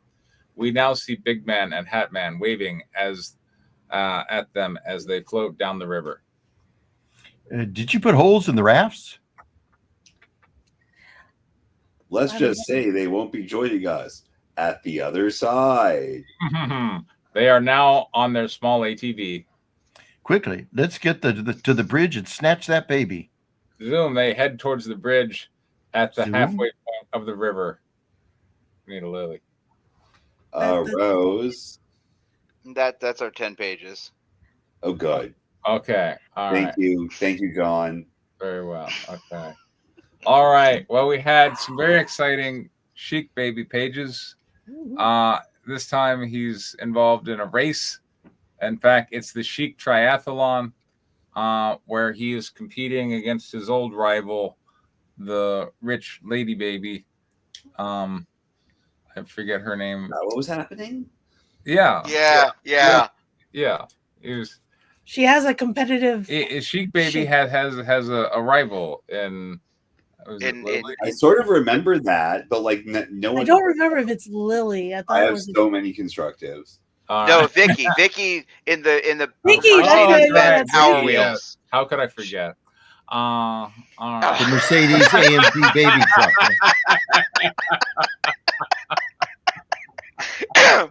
Well, hey, she didn't sign the paperwork, so we can talk about her. Yeah. Anyway, so yes. I mean, cool. We got Chic baby against Vicky for the Chic Triathlon.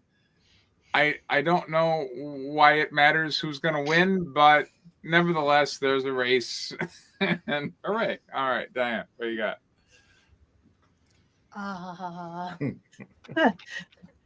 All right, John, go ahead. So it is cute and fun to see these characters come back. Chic baby is acting chic as chic can be. So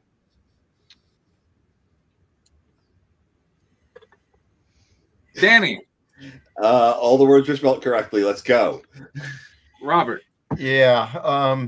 This was pretty confusing as to why anybody was nice doing things any first. of this. We're gonna say nice things first. Oh. I already got it correctly. So, yeah. I want to ditto Danny's comment about the spelling. Now, where was I? yeah, I think it progresses through the RV to the ranch where the goats are butting heads, where I understood pretty much everything that was going on. And I understood that there is a race that's taking place with a lot of preparation and a lot of attendees with different roles. And it was clear to me that there was some skullduggery planned with these guys who were going to plug holes in the boat or inner tubes or whatever they were, and then snatch the baby. So the plot was described. The exposition is there in the dialogue. And I'm not sure. Well, no, we'll wait. Okay. Yeah, there you go. That was plenty. That was more than anyone else gave. All right, Robert, how could this story be improved? Make it clear what the fuck's going on. I mean, it's I don't have the benefit of having read the other one. The only really the lines were written. The reason why I did it, they were written for an accent that is decidedly not Arabic that I could understand, and it was, but the Arabic terms were thrown in, and they become stumbling blocks for understanding what the hell. So the environment's there. It wasn't necessarily described. There was no feeling that this was in a Middle Eastern Arabic-based environment until we got to some of the descriptions of what they were wearing, and those were minimal. So the artwork's going to carry a lot of, weight, a lot of baggage, really, to describe what's going on. The purpose of the triathlon eludes me. I don't know what it's there for. It's some kind of competition. I thought it was going to be the competition to who's going to run the company, but in an Arab environment, that would always be the male, not the female. So I'm not sure what the female competition is. And that was alluded to because I didn't know that there was a competitive baby as well from the prior story. So that probably needs to be restated so that somebody who's picking up this issue would understand, kind of what the fuck is going on. I will go ahead and stop there. Leave some other meat on the bone. Danny. Oh, there is so much meat on this bone. It's I mean, it's not really a bone, it's a cow.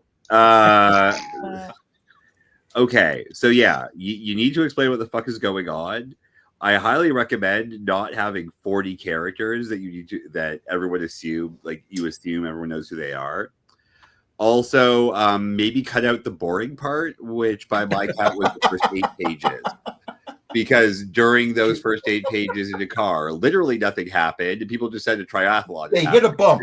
They hit a bump. Come on, something happened. Yeah, cool. Why did that take 8 pages? I mean, if also, but we are seeing. This is the thing I have a problem with. You guys can talk about what you have a problem with in a second. All right. I'm just saying in terms of 8 pages for them to hit a bump and to have a weird AI joke that may not even happen in the art. And during that time, every 2 pages you said there's a triathlon happening soon. So why don't we just cut to they're at someone's house and a triathlon is happening? Why did any of this have to happen? Mm-hmm. That's my one big constructive. None of that had to happen. John Lamont. Yeah, so this is your issue 2, and I feel like we've been introduced to your world. We've been and I remember for the most part, I remember issue 1. But we've been introduced to your world. We've been introduced to this. We know that this is baby world is different from adult world, so we kind of got that. I feel like going into issue 2, especially any of your fans from issue 1. They don't care about adult world. Adult world is just dressing to baby world. And we take too damn long to get into baby world. And we need to be in baby world by like page 2. Did we get baby world at all by the end of this section? Well, Max Chic Baby is talking and commanding his people to do stuff. So my point is like, okay, page 1, set this up, and then page 2, give the people what they're here for. They're here for Chic Baby. They're not here for corporate drama. They're not here for how business works. They don't care about any of that. They're here for Chic Baby and Chic Baby shenanigans. So give us that like as soon as possible. Secondly, be consistent with your name. Is he Max? Is he Chic Baby? Like, pick one, stick with it. Because that was very, very confusing. And I don't, and again, your formatting is all off. Like, I don't know, is this a screenplay? Is this a comic script? I mean, we're presuming it's a comic script, but we don't know any pages and panels. I don't know if you're sketching this, so you're not worried about that because you're like, I'm just going to sketch it, give it to my artist, and he's going to draw it. I don't know what your production schedule is or your production workflow is for that.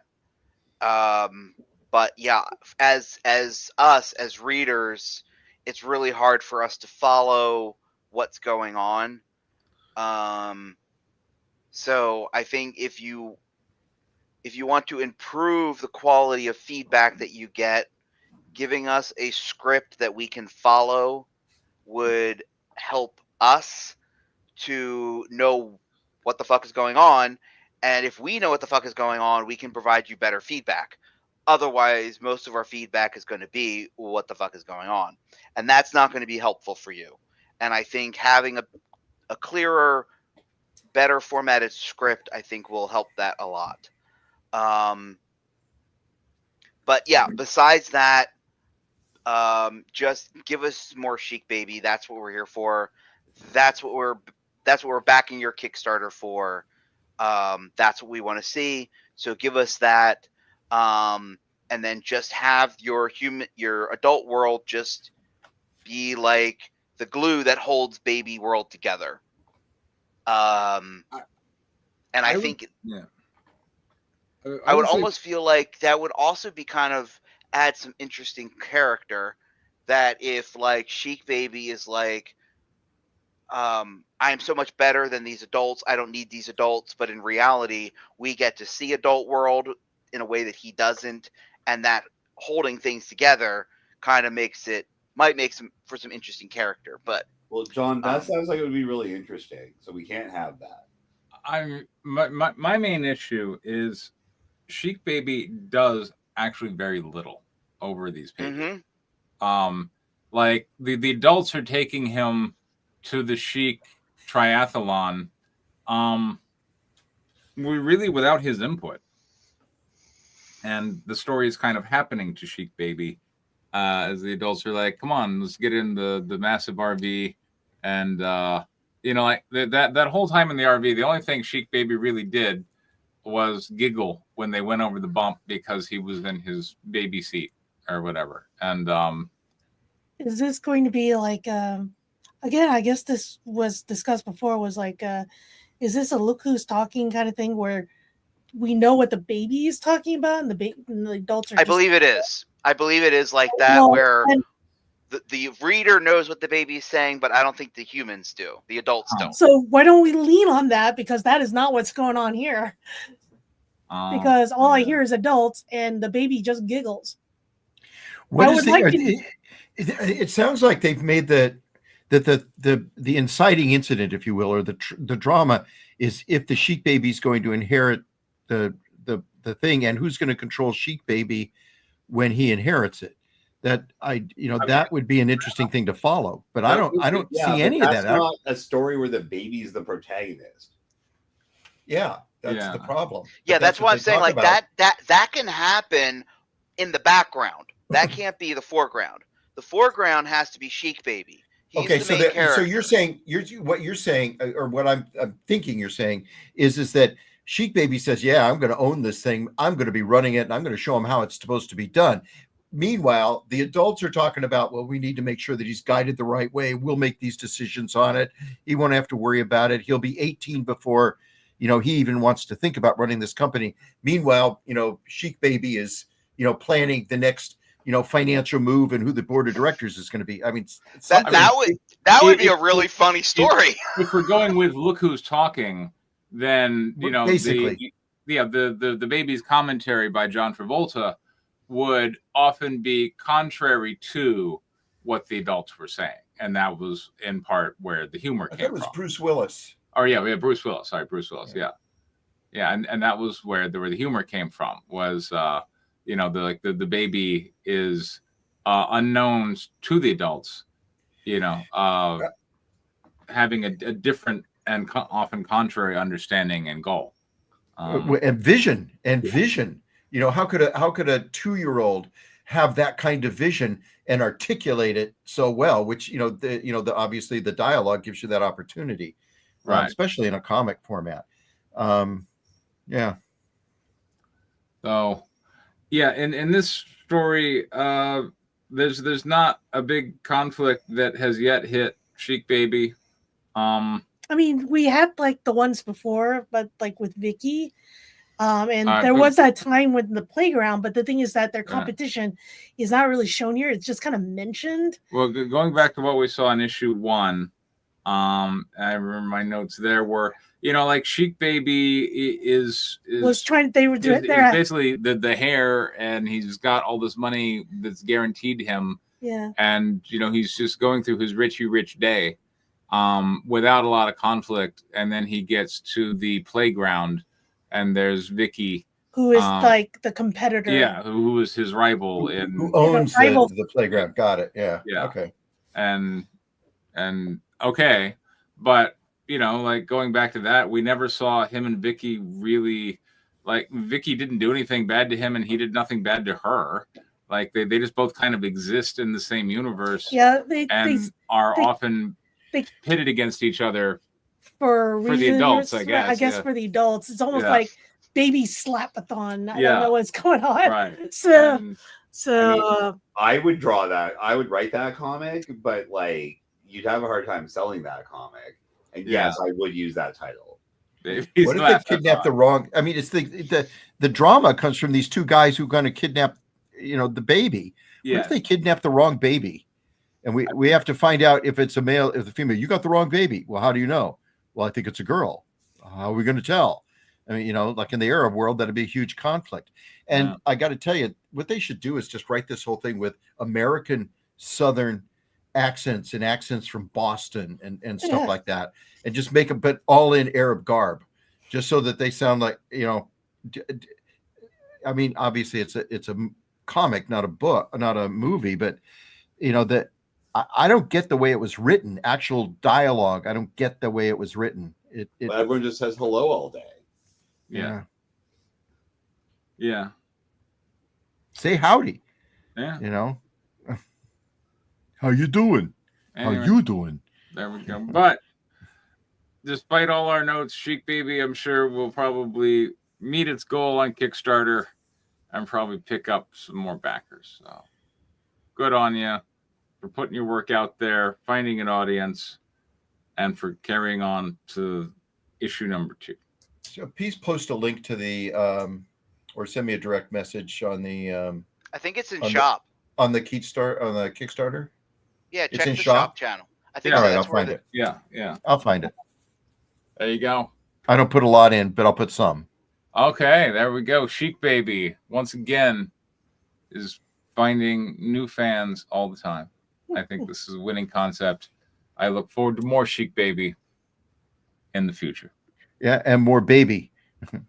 Give us more baby. That's about it. But yeah, reflecting back to Richie Rich, I think Richie Rich was like a part of a mystery team, wasn't he? No, he was literally he was helping his friends. Character. Well, I know, rejected him, and they didn't want his money. But he figured out a way to help him anyway, to be friendly with him without buying them. That was the whole hook. That was okay, but I mean, don't they solve they do something on look, there was a TV show, a little cartoon Hanna-Barbera animation. Yes, I know, but it was more like these are kind of the weird adventures of adventures of Richie Rich, but and he would solve mysteries. No, he didn't solve mysteries though. Oh, it was more like Scooby-Doo. Okay. It wasn't Scooby-Doo. What do you take me for? No, it was literally like, this guy's not nice to me. Maybe I can buy him shit. And they're like, no. But he did it without money. It was a little more subtle than that. Yeah, but it was like this, or this is a problem I can't buy out of. Right. So yeah. Yeah, the other rich old man in the story was going to close down a playground, which was going to affect his kids, his friends, and he could feel their pain, and so he did something to make sure the playground was done. That's the kind of plot, structure they had. Right.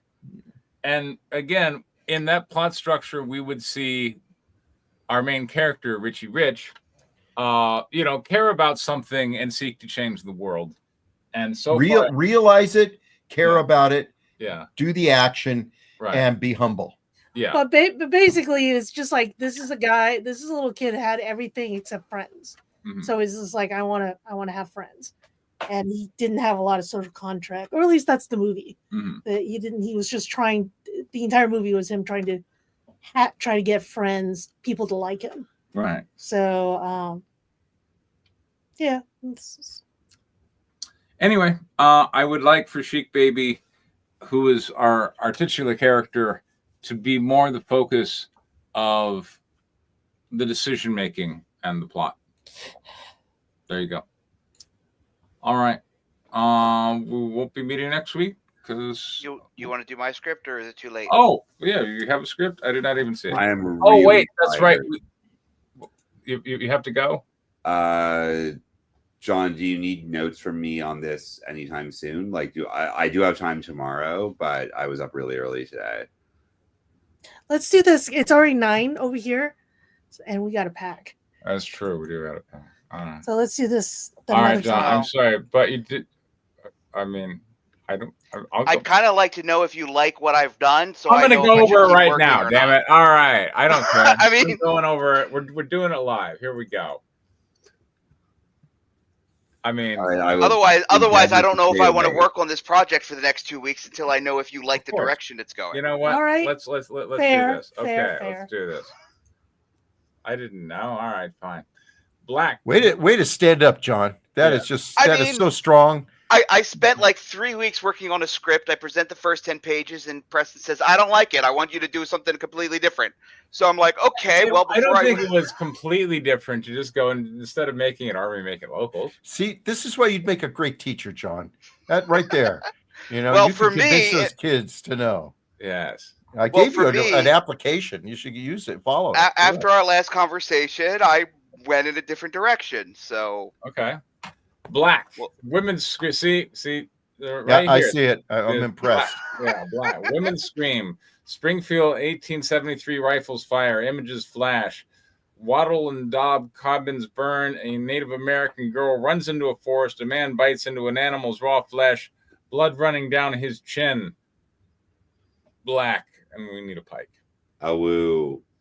A steam train whistle blares. Exterior Iron Bowl day. Iron Bull, a symbol of the American imperialist encroachment across the West, charges forward, pulling 9 train cars behind it, racing along the tracks, cutting through the Dakota prairie. Insert title card, interior Iron Bull's dining car 9 night. Jensen Langley sits at a small table with his wife, Harriet Langley, enjoying their afternoon tea. Jensen fills out a newspaper crossword as his wife prattles on between sipping her tea, each absorbed in their own interest, neither seen to be bothered by the other's disinterest in the slightest. Harriet. Be Harriet. Okay. So I said to her, Margaret, darling, if your lemon tart can survive the stagecoach from Pierre, it can survive the governor's brunch. Honestly, the way she frets. Obnoxious bird. 6 letters. Starts with an M. And the gall. She had the gall to say my dream curdled. I said, Margaret, that's a clotted cream. It's just like cream curdle, yeah. What? Oh, my gall says my cream curdled. Yeah. And I said, Margaret, that's clotted cream. It's meant to be curdled. Honestly, sometimes I wonder if her taste buds died in the war. Magpie. At the bar, Alan Dunst, 40s, retired Army vet, sits alone, sipping a bourbon. Noticing Dunst's glass nearly empty, the bartender approaches, pouring him a second. You stopping at Mineral City or just passing through? Stopping. Hoping there's... Oh, go ahead, Danny. Hoping there's some good prospecting to be had. If prospecting is what you're after, I suggest trying the next town up. I hear an old Indian shaman cursed those lands. Turned all the gold into lead. Oh, that's horse shit. Modern science has proved there is no alchemical relationship between gold and lead. Go see for yourself. You're wasting your time as I hear it. Just then, Conductor Benjamin enters from Observation Car 10. Best collect your belongings. We should be at Mineral City within an hour. Dunst stands, dropping a dime on the bar. Thanks for the conversation. Bartender. Thank you, sir. As Dunst heads towards the front, he passes by Langley, still engaged in conversation. Of course she blamed the elevation, said that we were too high up for proper pastry. Can you believe it? And I said, if God didn't want custard in the mountains, he wouldn't have invented eggs. You should not put that on a pillow. You Don't should put that on tempt a me. pillow. You should put that on a pillow. Okay. Yeah. Don't tempt me. I still haven't forgiven you for vetoing the bless this mess sampler. Oh, that would have been a good one. Darts exits the dining car. Exterior Mineral City train situation day. Dirts disembarks with his group.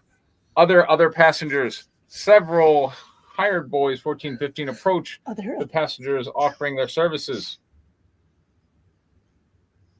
You too. My trunk's in car 7, right-hand side. Name Alan Dunst. Can't miss it. He hands them a copper each. Penny now. Bring it to the inn unscuffed. A penny later. Yes, sir. The two scamper off into the train car. Exterior Mineral City Main Street continued. Dunst walks into a dusty road past the various bustling town shops. Exterior Mineral City interior continued. A working girl, Mary Beth, greets Smith as he steps up the porch. Yes. Looking for some company, sweetie? Not right now, ma'am. Smith tips his hat in entering the inn. Interior Mineral City Inn day. The tavern inn sits mostly empty for the time of day. The town drunk snoozes in a corner. A few locals play poker with one of the working girls who does more flirting than playing. A traveling salesman chats up another girl, can't tell who was actually selling to who. As Dunst approaches the bar, the innkeeper places the glass he was wiping down in front of him. Bourbon, neat, and a room for the night. Dunst places a silver dollar on the bar. Open a tab, would you? Planning to stay a while? Couple days. Open your hills, give up some of their bounty. The innkeeper drops the ledger on the bar for Dunst to sign in, then pours him a bourbon. As Dunst thumbs down the page, notices an E. Wincombe signed in on 5/10/12, but did not check out. Finding the next line blank, Dunst writes, A. Dunst, 7/19/12. The innkeeper drops the drink on the counter, retrieving the ledger. The hired boys enter carrying Dunst's trunk. Where do you want it, sir? That's the innkeeper. Room 4, up the stairs on the left. The two boys carrying the steamer trunk up the stairs. Well, just not sure to be out past sundown. There's been talk of some foul nocturnal beast that roams the hills. Been known to attack anyone who wanders too close to the town's edge. The two boys run down the street, stand by Dunst expectantly, his hands a copper each. There you go. Thank you, sir. The two scamper off. The two scamper out of the inn. Dern turns back to the innkeeper. A foul beast, you say? Yes, sir. But I'll tell you, my establishment has some of the best entertainment this town has to offer. Sundown to sun up. We got this kid, Miles. What that boy can do to dem keys, you think a gospel revival was happening. Well, I would not want to miss that. Perhaps I'll take you up on your advice, good sir. Dunst finishes his drink and stands. The day's waning and dinner will be served in just over an hour. Pork beans and boiled potatoes. That sounds mighty fine after the food service on Old Iron Bull. Now, where might I freshen up before dinner? Enter Mineral City Inn bathing room day. Durst sits in a hot copper tub as Mary Beth pours in another kettle of hot water. Dear Mary Beth. Hot enough for you? Oh, that's lovely. Mary Beth places the kettle down. Well, there's something anything else I can do for you? Well, there is something that could make the water hotter. Later, Mary Beth nude steps into the tub, sitting opposite Dunst as he prepares his shaving kit. Your town doesn't see too many visitors, does it? We get our fair share, but is that really what you want me for? Dunst stops shaving for a moment, smiles. No. Mary Beth slides forward, then moves to her knees. The soapy water runs down her perfect breasts. That's a John Lamont script. There we go. I John love Lamont it. script There right we there. go. So allow me. Massive, heaving, glistening bosoms. There we go. Do many men allow you to place a razor to their throat? Oh boy! Yes. All right. That wasn't a question. Don hands her the razor as she proceeds to shave him. Only the ones that don't fear death. As she shaves him, she locks eyes with him, then stops. What is it? There's something off about you, Mr. Dunst. You seem... I am confused. Since before I arrived in town, there had been talk about the woods around town. Dunst takes the razor from Mary Beth. I'm sure you must know the story behind it. Oh, that's not really my place to say. Mary Beth grabs a washcloth, wipes the shaving cream from Dunst's face, then washes his chest and stomach below the water level. I'm sure there are better topics of conversation. Dunst grabs Mary Beth's hand. My dear Mary Beth, I feel you're holding out on me. Mary Beth's facade fades. She pulls back and stands. I'm sorry, I can't do this. I'll get someone to... Dunst grabs Mary Beth tight, pulling her back into the tub. He stares her in the eyes. No games. Tell me, what should I expect if I go out in the woods tonight? I don't know. Mary Beth starts tearing up. It's cursed, because of what they did. Oh, Dunst, no. Dunst leans into the bar. It's okay. Just tell me what they did. They'd hurt me if I told you. No one will know. Sure they will. I can still hear the screams, the gunfire. Dunst releases Mary Beth, but she stays huddled close to Dunst. About 6 months back, a bunch of townsfolk wanted lands belonging to the local Indian tribe. The sheriff, again with 2 F's, needs 2 F's. Sharif. The sheriff, baby. Yeah. The sheriff put together a posse. I only know that the young deputy told me, but they killed them. And ever since these things, they roam the woods and sometimes they wander through town. Who are they? Is it zombies? I don't know. Oh, no. I don't go out. Nobody goes out at night anymore. The deputies light the lamps and nobody goes out. Dunst leans back. Thank you, Mary Beth. Mary Beth stands. I have someone else. No need. Thank you. Mary Beth steps out of the tub, grabs her belongings, and exits without even dressing. Interior Mineral City Inn, Dunst's room night. Dunst opens his trunk. Inside are several changes of clothes, prospecting gear, a Colt 45 revolver on a cartridge belt, a leather pouch of extra 45 ammo, and a U.S. Marshal's badge. I think that's the wrong spelling. I think it should be. Yeah, that's Marshall. Yeah. I mean, it would say Marshall if you were talking about like war-related stuff. Or court-martial. That's how you spell court-martial. But yes, martial. war-related or a karate studio. Mars. Yeah, yeah.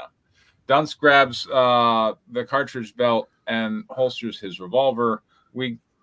He grabs his lantern, refills the oil. Standing, Dunst throws the dunster over his broad shoulders, dons his hat, and hooks the lantern to his belt. As he prepares to leave, Dunst notices out the window a figure staggering in the dark street. Interior Mineral City continued. The tavern inn bustles with activity. Miles, 20s, African-American, plays a lively tune on the piano as Gina, 20s, one of the working girls, dances nearby. A group of ranchers and locals, including Deputy Samuel Withers, plays poker. Mary Beth serves drinks to patrons. Did she ever get her clothes back on, or did she just? She walked out. He's patting her ass. So what does she need her clothes for? Walked out with her clothes, but didn't bother to get dressed. Didn't bother getting dressed, and now is she just serving in the nude? Because that was yes. Well, she's getting her ass patted. Why not? There you go. Yeah. Mary Beth serves drink to the patron in between pats on her totally naked ass. There we go. Exterior Mineral City Inn continued. Dunst slips out of the back door into the dark side street, unnoticed by the revelers inside. He keeps the lantern dark as he scouts in all directions. A low moaning can be heard behind him, followed by startled horse neighs. As Dunst approaches, he spots two men in the dark shadows leaning over the fallen body of a third. They appear to be searching through the fallen man's pockets. Dunst moves his hands to the revolver as he closer, but as he does, it appears they are digging something out of the man and shoving it in their mouths. Edging closer, he sees they are feeding upon the fallen man's entrails.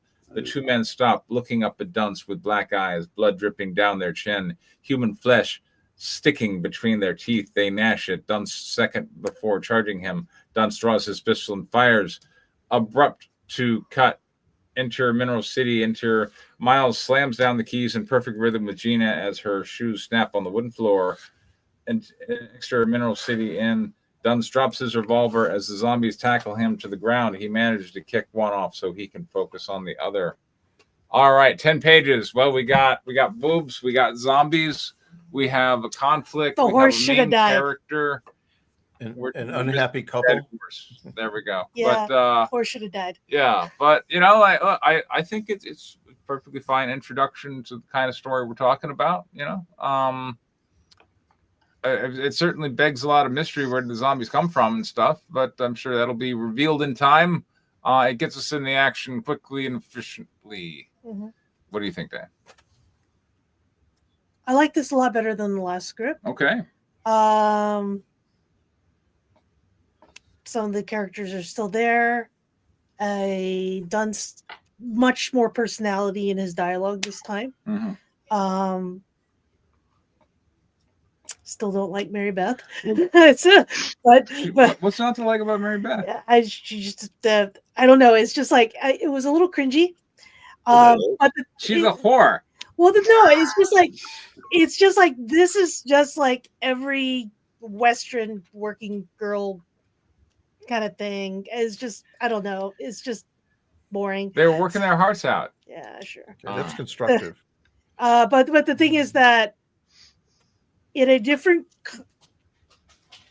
maybe it's just like her reaction. Okay. To it. So, is he a stranger here, Dunst? He came into town, so he doesn't know this town, right? Right. Yeah. Yeah.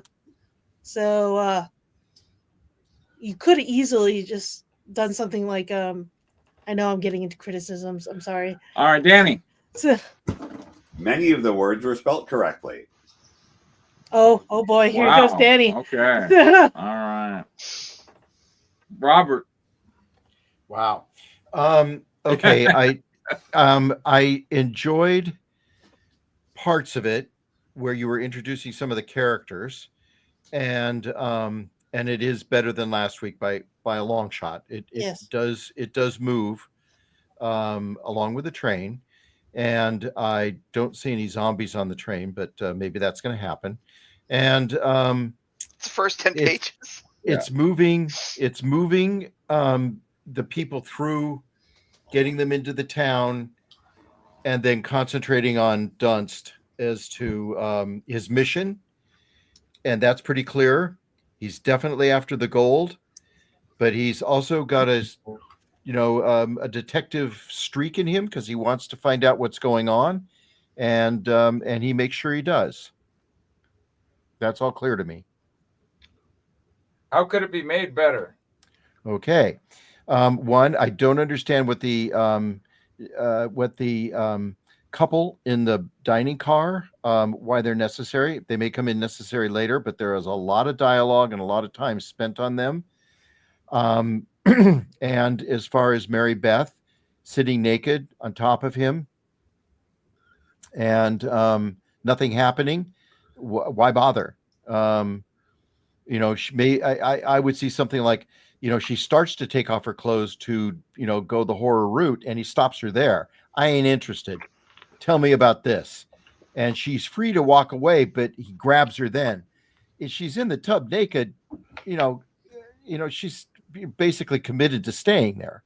So I would keep her outside with her clothes on, him naked, and and he's sitting there and he's like, hey, you're going to tell me what's going on. She tries to leave. He grabs her wrist. We've got some tension and some dynamic stuff, and he starts to really pressure her to say what it is using some, manhandling to get the story out of her. There's, just saying it 3 or 4 times to get the story out of her doesn't seem like enough motivation. And he does get the story out of her. I don't think she should walk out naked. So leaving her clothes on solves that problem. And I think if you added more of her suddenly switching from this, a seductive, trying to get him to, take advantage of her so she can get paid, walking out in tears and all scared and having told the story and fearful that something's going to happen to her, and then being down in the dance hall, all happy and doing everything, shows she's a little bit manic and would make her, a deeper character, that kind of stuff. Yeah. I would start on page 7 and have a different protagonist who's not a police officer and is actually someone who lives in the town, who knows the people and is invested in any of this.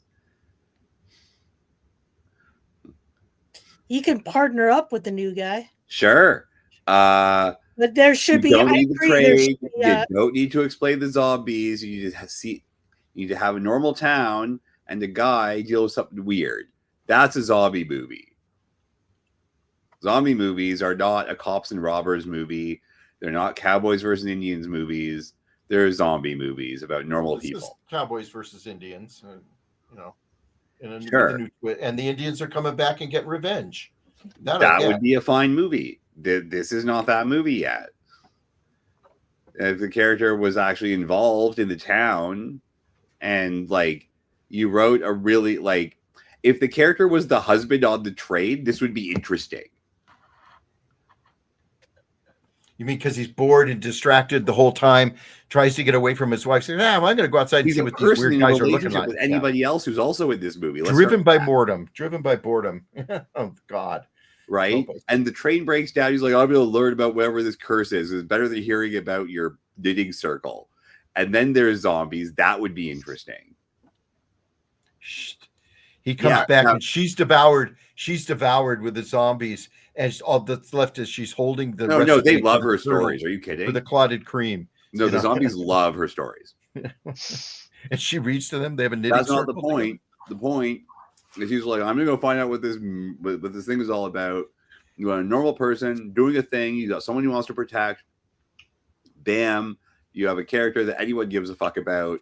Not not the FBI lying about being a gold prospector. We don't need that character. All right, Dan. So I agree that I don't see the reason why he has to disguise himself. He could just come in. He could be a Pinkerton, for all we know. He's investigating, or he's a bounty hunter. Something. Or even an actual gold digger. Or an actual gold digger coming in. Buy some pickaxes. But the thing is that also, I kind of want to know, in Western towns, it's a rough place. You could have what is it? The funeral guy. It's like the funeral parlor's closed. Why? Well, nobody's not dying in the way that you usually are. So, no, this is Night of the Living Dead. These are buried people coming to life, right? Well, they're normal zombies that the writer assumes we already know about, so we have to assume yes. Okay. Right? It's not, there's people doing this. It's they're zombies. Okay, they're zombies. So yeah, Night of the Living Dead. Let's go. All right. I often wondered what happens to the funeral industry during the zombie apocalypse. So we put an economic twist on this. Their processes is what they do. Yeah. They need to embalm a hell of a lot better, I'll tell you. Or sever the spine just to make sure. Yeah. Exactly. I've seen movies with that. Doesn't stop them. Yeah. Why isn't it actually for a townsman dealing with this? There's all these corpses coming in. It's super weird. They keep getting eaten by bees. Oh, this is weird. Oh, then we put them in the coffin. This will go, and then the funeral director has to figure this out because he's the one who's best at dealing with corpses. Yeah, and the thing is that would be interesting. That would be interesting, and not only that, but if he finds out these corpses are moving around, and he's chaining them up and burying them, he has a secret to tell. Yeah, because if he's burying live bodies, like that's a crime, and he'd be very embarrassed about it. He's well, it's also he could be also like, yeah, he gets these funeral corpses in, but then again, he sells it to a city to get money off the corpses to doctors for I mean, that's really 18th century. That's very 18th century. And that's very British. I don't know if any. Yeah, it's very hair. It's very hair. What is it? What is his name? Something in hair. Well, they were the guys who pretended to be funeral, like they would take the corpses and then just sell them to doctors, and that's how they just bury like empty boxes.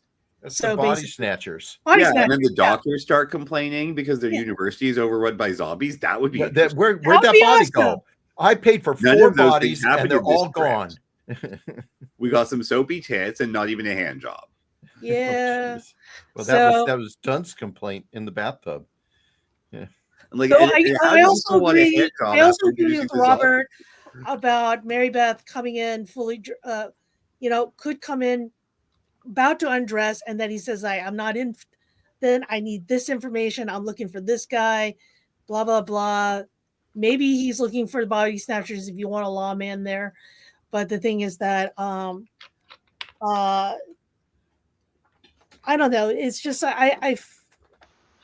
put a character in you have to justify, You know what? I'm just disappointed that this is a John Lamont script and there was no pumping for information joke. There was no pumping. All right. So for me, last week it was, fairly straightforward. They're there under orders. Yeah. From the government. Yeah, from the government to pacify the village, and then bad things start to happen, perhaps in response to their bad things. Here, like, I'm not quite sure why he's here and why he kind of takes it upon himself to rid the town of the Walking Dead. I don't know. Like, I pitch an idea. What? Sorry, I'm like really exhausted. I'm sorry for interrupting. Yeah. Okay. Western zombie pitch. The South rises again.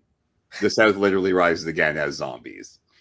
Rebels. Yeah, I can see that. Ooh, rebels. Although the problem, we may be running into an already existing IP. I think that I remember. I mean, sure, but also it's kind of great. Yeah, it's kind of it's a good thing. I like it, right? Because didn't we already do this? Everyone's tired of fighting. No one wants to fight. The war is over. The South rises again as the undead. Now we have to do this all over again. You could make it into a fantastic comedy as well. Yeah, right? And it would be a wonderful biting comedy and satire. And it's actually about stuff that's contemporary. Yeah. And not even contemporary like to that period, to a degree to this period. Sure. So, they revive the rebel flag. That's what they do. Yeah. I like it. I like that idea, actually. Yeah, comedy isn't really my strong suit. Sorry? Comedy really isn't my strong suit. That's a good point. You're actually better at comedy than you think you are. You just approach it weirdly. Now, I know this was same as horror, easily overlooked, and it was something that I was going to build up later. But the reason why he doesn't come into town and say, I'm a marshal, is because Eli Whitcomb did that 3 months ago and went missing. Okay. Fair enough. Cool. So can people be like talking about the newspaper thing about that or whatever? Or well, like there's still like a missing poster when he comes in, or like set it up. They didn't have missing posters, and they wouldn't miss a guy from outside. Unless there was a newspaper guy who wondered where he went. Or like maybe Mary Beth was his girlfriend. Mary Beth was everybody's girlfriend. Doesn't matter. Maybe she actually liked this one. So, do you have any idea how many men I see? I think you know this one, Eli. So, Eli, my thing would be your opening 10 pages are presenting a world and presenting a logic to how the zombies work. And so far, I would say the zombies don't seem infectious to the point that like they're taking down the town. Yeah. Like the town seems to kind of be going on about its merry way. They just don't go out at nighttime. Do zombies only work at night? I mean, why couldn't they see them like from the train window or something? Like, guys, it's just on the edge of the bushes by the train. Then the entire town would be overrun by zombies, and I need a plot reason for the town to still exist. So my plot reason is they can't go out during the day. Yo, John, idea. So there's a D&D world, Eberron, where like there's one of the societies that's like run by necromancers, uses the undead to farm their fields and stuff. Yes. Maybe this town's doing that, and from a distance, it just looks like a normal work gang. Huh. What do they feed them? They don't. They're undead. You don't. You just train them. You chain them up. They're already dead. What are they going to do? Starve to death? You don't give a fuck. Why are zombies hungry? Good question. Because everything's hungry. Okay, so zombies. Like, so it's just like, don't keep the sheep in the same field as the zombies. In then there's guys like, well, this is an affront to God because raising the dead is evil. And then then there's like a real like morality driven mission that could really justify some of this stuff. He's got to like convince the town to do their own work without and also, John, I would say if you want to, I'm giving you the freedom here. They don't have to be zombies if you start to envision a story where Wendigos would work better. I still like skinwalkers or werewolves. Like if you really want to go with a villain that really is just more active at nighttime and then disappears during the day, then change it to Wendigos or change it to werewolves if that's how you want to go. The exact nature of the supernatural critter is the supernatural critter exists to serve the plot and the situations you want. And the plot should function without the supernatural. Right? Which is where zombie movies like can get weird because the plot is normal people are petty and hate each other and suck. Mm-hmm. And also, you level that up with zombies and make them hate each other more and suck. You don't need a villain. Right? You just need normal people to have normal relationships, which is why I was normal people. What zombies do is they make people who have conflict have to work together and they don't work out well. Yes. Yeah. That's what zombies make regular humans do. The regular humans have to huddle up or circle the wagons, if you will, and group together, but they don't like each other. And the zombie threat drives them to fight with each other. And that's why one guy says, "I'm leaving. I don't care about the zombies." He gets eaten. Night of the Living Dead kind of set that up as the standard. People don't get along with each other. Basically there's a threat outside where you can be killed, but the thing is that people who you don't like generally have to get along in order to survive. It's a survival thing. It's like, what would you do in order to survive? Are you going to put out your petty grievances? Are you going to keep to them? Are you going to like Karen run? Are you going to sacrifice somebody out? You're going to sell them out? Yeah. Are you going to sell them out? Are you going to help people? Are you going to like every man for themselves? Would you kill a kid? So would you throw a kid out into the street to as a distraction as you run out the back door? I mean it's that sort of thing. Now the thing is that, to Robert's question, why do zombies eat things? Like, they don't have to, because there are zombies out there that simply just attack because they are basically the reason why kind of zombies exist is like, one, we as humans are apex predators, and if now there's something that is eating us, that's terrifying for us. Feral things that you cannot control. Disease is another thing that we are part of. It's part of body horror. It's something's out there. There's no cure. It can get you. You can become infected and you become something that you are not. So, and then the thing is that it's completely surrounding you, and it's not it's really not if they will get you, it's just when.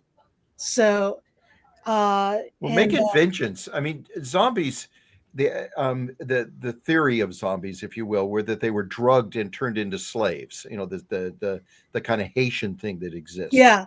And so why not? The town went out and tried to poison all the people that they didn't like, whoever these zombies are right now. They went out and they poisoned them. And the effect of it is during the day, they're like, normal people. The poison didn't work. But they find out that at night, they've turned into these vengeance-seeking human consumer cannibals. And so they're a different kind of zombie. Make it new that way. That they use this drug that they used a drug that the who were you talking about? The funeral guy, the Undertaker, came up with. Oh, I can fix this. Just give them this drug. They'll be, they'll all die within a month, but they don't die. They become night crawlers. I don't know. So just do something a little different than the traditional zombie. And the thing is that zombies don't have to necessarily eat human flesh. I mean, if you look at Train to Busan, they just kind of bite you and then just leave you alone. And then but you become a zombie. Yeah. You become a zombie. But the thing is that you really just kind of like, you bite something and you don't really devour them. They just kind of like, you just bite them and you just keep going to the next thing. So it's just like a little virus just going like bite, go, bite next. The story we just read had hungry zombies. They were at the they were eating like the thing, which again goes back to why, if everybody's scared of going outside, why is there a person outside? The horse can be eaten. Yeah. The horse can be eaten. It's tied to livestock. Everything. It's tied to a post. It can't escape. That piano player has to get eaten. That they're going to kill the piano player. It's like, we don't need a piano player. Here's another way to do it. If everyone's afraid to go outside, why is our idiot hero going outside at night? Why isn't he? It's a horror movie. That's why. Yeah, but this is page 8. Why doesn't he go investigate during the day and try and figure it out, and then have to come and find back remains? Yeah, find the remains of people. So there is evidence that something's going on. I thought it'd be boring if I didn't have a zombie scene in the first 10 minutes. No, it won't be boring. I don't think you have to have a zombie you have to have a conflict. You don't have to have a villain. Scared people, zombie evidence, but no zombies. There is a mystery, is a fine introduction. Most Sherlock Holmes and detective things start with that. You don't need corpses. You don't need that. You need a perfectly good, like, normal drama. I'm here to cleanse this town of its backwards superstition. I'm gonna go investigate this stuff. Of course, he's gonna start during the day. But right? He sees signs. He sees carvings in the trees and bones, stacked up someplace, and coyotes that have been eaten. Now, who the hell eats a coyote? Right. And I would say, like, when it comes to monster pictures, a lot of times if you delay the reveal of the monster, it helps build tension. Dog soldiers. Yeah. Something is eating all the sheep. Yeah. Something's eating all the sheep. Someone's eating all the cattle. Yeah. Yeah. The cattle are literally coming back with weird bite marks, but not dying. It's weird. Their milk tastes bad. Let's investigate it. Zombie milk cows. Is sour. Zombie cows. Oh my God, that's great. Okay, you need to watch a film called Black Sheep, a New Zealand film. It is a zombie black sheep. It's awesome. It's like a zombie eating humans. Yeah, it's basically a zombie black sheep. But in the agrarian society, the zombies are not going to start with humans. Yeah. So especially cowboys. It's like something's eating all the foxes. That's still weird. Why are there fox corpses on every road? What is happening? What's with all the predators being like the dogs are being eaten, the cows are dying. Yeah, that's a fine mystery by itself. You could also have them like they're but it's escalating. Cattle is coming into town because they're going to the slaughterhouse. This is probably a meat city, whatever. Or going to the city, whatever, but there's bite marks on them, and all the flesh is sour. We can't process this cow. It's been bitten by something. We can't process this cow. Someone needs to cure the cow before they go to Dallas for the rodeo. And that could be also you could also have again, the animals are being bitten, and now it's sour, but then you infected everybody because you fed the people this meat. Bastard. So then it's a Lovecraft story. It's that's like Dagon. Yeah, that's exactly like the Fishman in Lovecraft. That's a great story. Yeah. And then you've got the random guy who gets chased out by the townspeople who don't want him to know his secret, but the townspeople still have to sell the cows to someone else. It's like the milk. Yeah. Yeah, so you got like, oh, we got to keep our secret, but we got to take the cows to like, Dallas or whatever. Economic pressure. Economic pressure. It's like, hey, the silver mines have dried up. This is now like cow country. The gold turned to lead. Yeah. Okay, gold turned to lead, sure. So yeah, so I think you're underestimating your ability here, John. And I think you're actually really quite good at writing and also good at doing horror, and you could do comedy pretty well if you pay more attention to setups, honestly. So like you got an agrarian town in the semi-rural industrializing Midwest or southeast that has some kind of disease going around and something is getting randomly murdered on the regular, humans, animals, whatever. Doesn't have to be zombies, but like follow that thread. And it could be also that maybe they blamed the coyotes for killing for the bite marks on the animals. It's like that rabid coyotes probably bit it, and that's why the meat tastes bad. So they just they start blaming the coyotes and shoot the coyotes. Mm-hmm. So that's why they're all kind of like all over the place. Yeah. Then they have rats everywhere. Yeah. Then or like Jesus, if this was in Arizona, like I'm just thinking back to when I was there, like maybe these guys just blame the natives and start a war with the Apache over these zombies that and the Apache had nothing to do with it. Possible, yeah. Like that's what would happen, like you're starting a war. So your setup is really, really good and has many, many, many ways it can go is sort of the point I think that we're getting across here. Yeah. And like I don't know if it needs zombies. Like, is this supposed to be zombies? Zombies the brief? That was zombies on a train. That's the pitch. Zombies on a train. But in the West. Sure. I mean, a train full of zombie cows is zombies on a train, and it needs to be stopped before it actually infects the rest of like Texas. It's still a good action sequence. Yeah. Dude, zombie bull crashes through a train. Are you kidding me? That is pretty awesome. Car to car. Right? Yeah. Like, oh, the cow bit me. What's up with that? Oh, now then humans get infected. You can still do lots. Just, you got a very different contagion. It's contagion on the hoof. Yeah. If we're going to go with zombies, then the contagion is part of the zombie milieu. Yeah.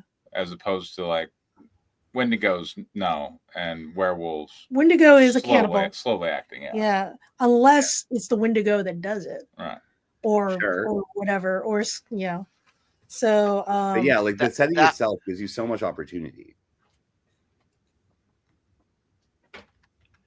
The setup's there, John. And adding humor isn't that difficult because you just pick up the absurd things. I think there's opportunities if you keep that tub scene with Mary Beth. There's opportunities for the joke to come out. Like, why aren't you interested in me? I'm interested in what you have to tell me, or just play off of that stuff. Yeah, you. I'm just going to say I'm not a shrink, but you undersell yourself a lot, and you don't need to do that. There's going to be people who read your script who can tear you down. You don't need to do it to yourself. Oh wait, that's us.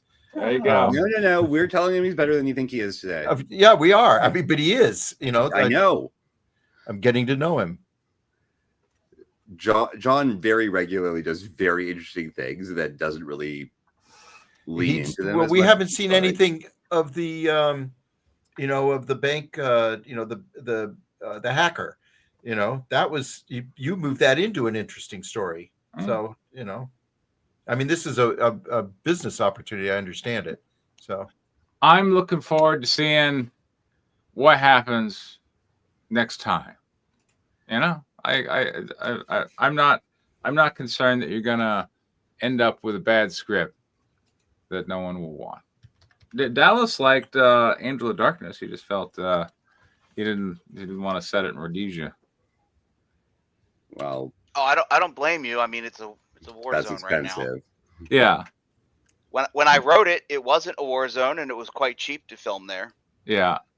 It was actually had a very actually no, not Rhodesia. South Africa had a very booming film industry about 10 years ago.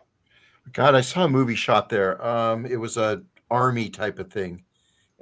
Well, for that matter, the Empty Man was shot in South Africa. Yeah, it's a good movie. Yeah, I've seen it. Anyway, all right. Well, John, don't be too discouraged. Hey, listen, I'm not discouraged. I got my ass handed to me tonight. I'm not discouraged. All right, and we'll meet back in a couple weeks. See how everything goes. Yeah, sell lots of books. And by the way, Miles was really enjoying your prior draft of the U.S. Army and the zombies. Miles thought that was great. So did you read it? I mean, Miles just wants to play a hero who doesn't have to talk very much. I'm aware of what Miles wants. I'm aware that Miles's praise is somewhat possibly opportunistic because he is an actor and he wants to act. He's thirsty. Yeah, I understand Miles is thirsty, but nevertheless, he was very impressed with what you wrote last time. So it's like I can play this character. Or yeah, I know Miles already. Oh my God, Miles. Yeah, but what else is he going to do? Work on verticals? Exactly. So, all right. That's it for this week. All right, I just invested $10 in Chic Baby. There you go, folks. There you go. Fantastic. Hope you enjoy it. We'll meet in a couple of weeks. Good night, everyone. All right, have fun in San Diego. Good night. Good night, everybody. Night, everyone.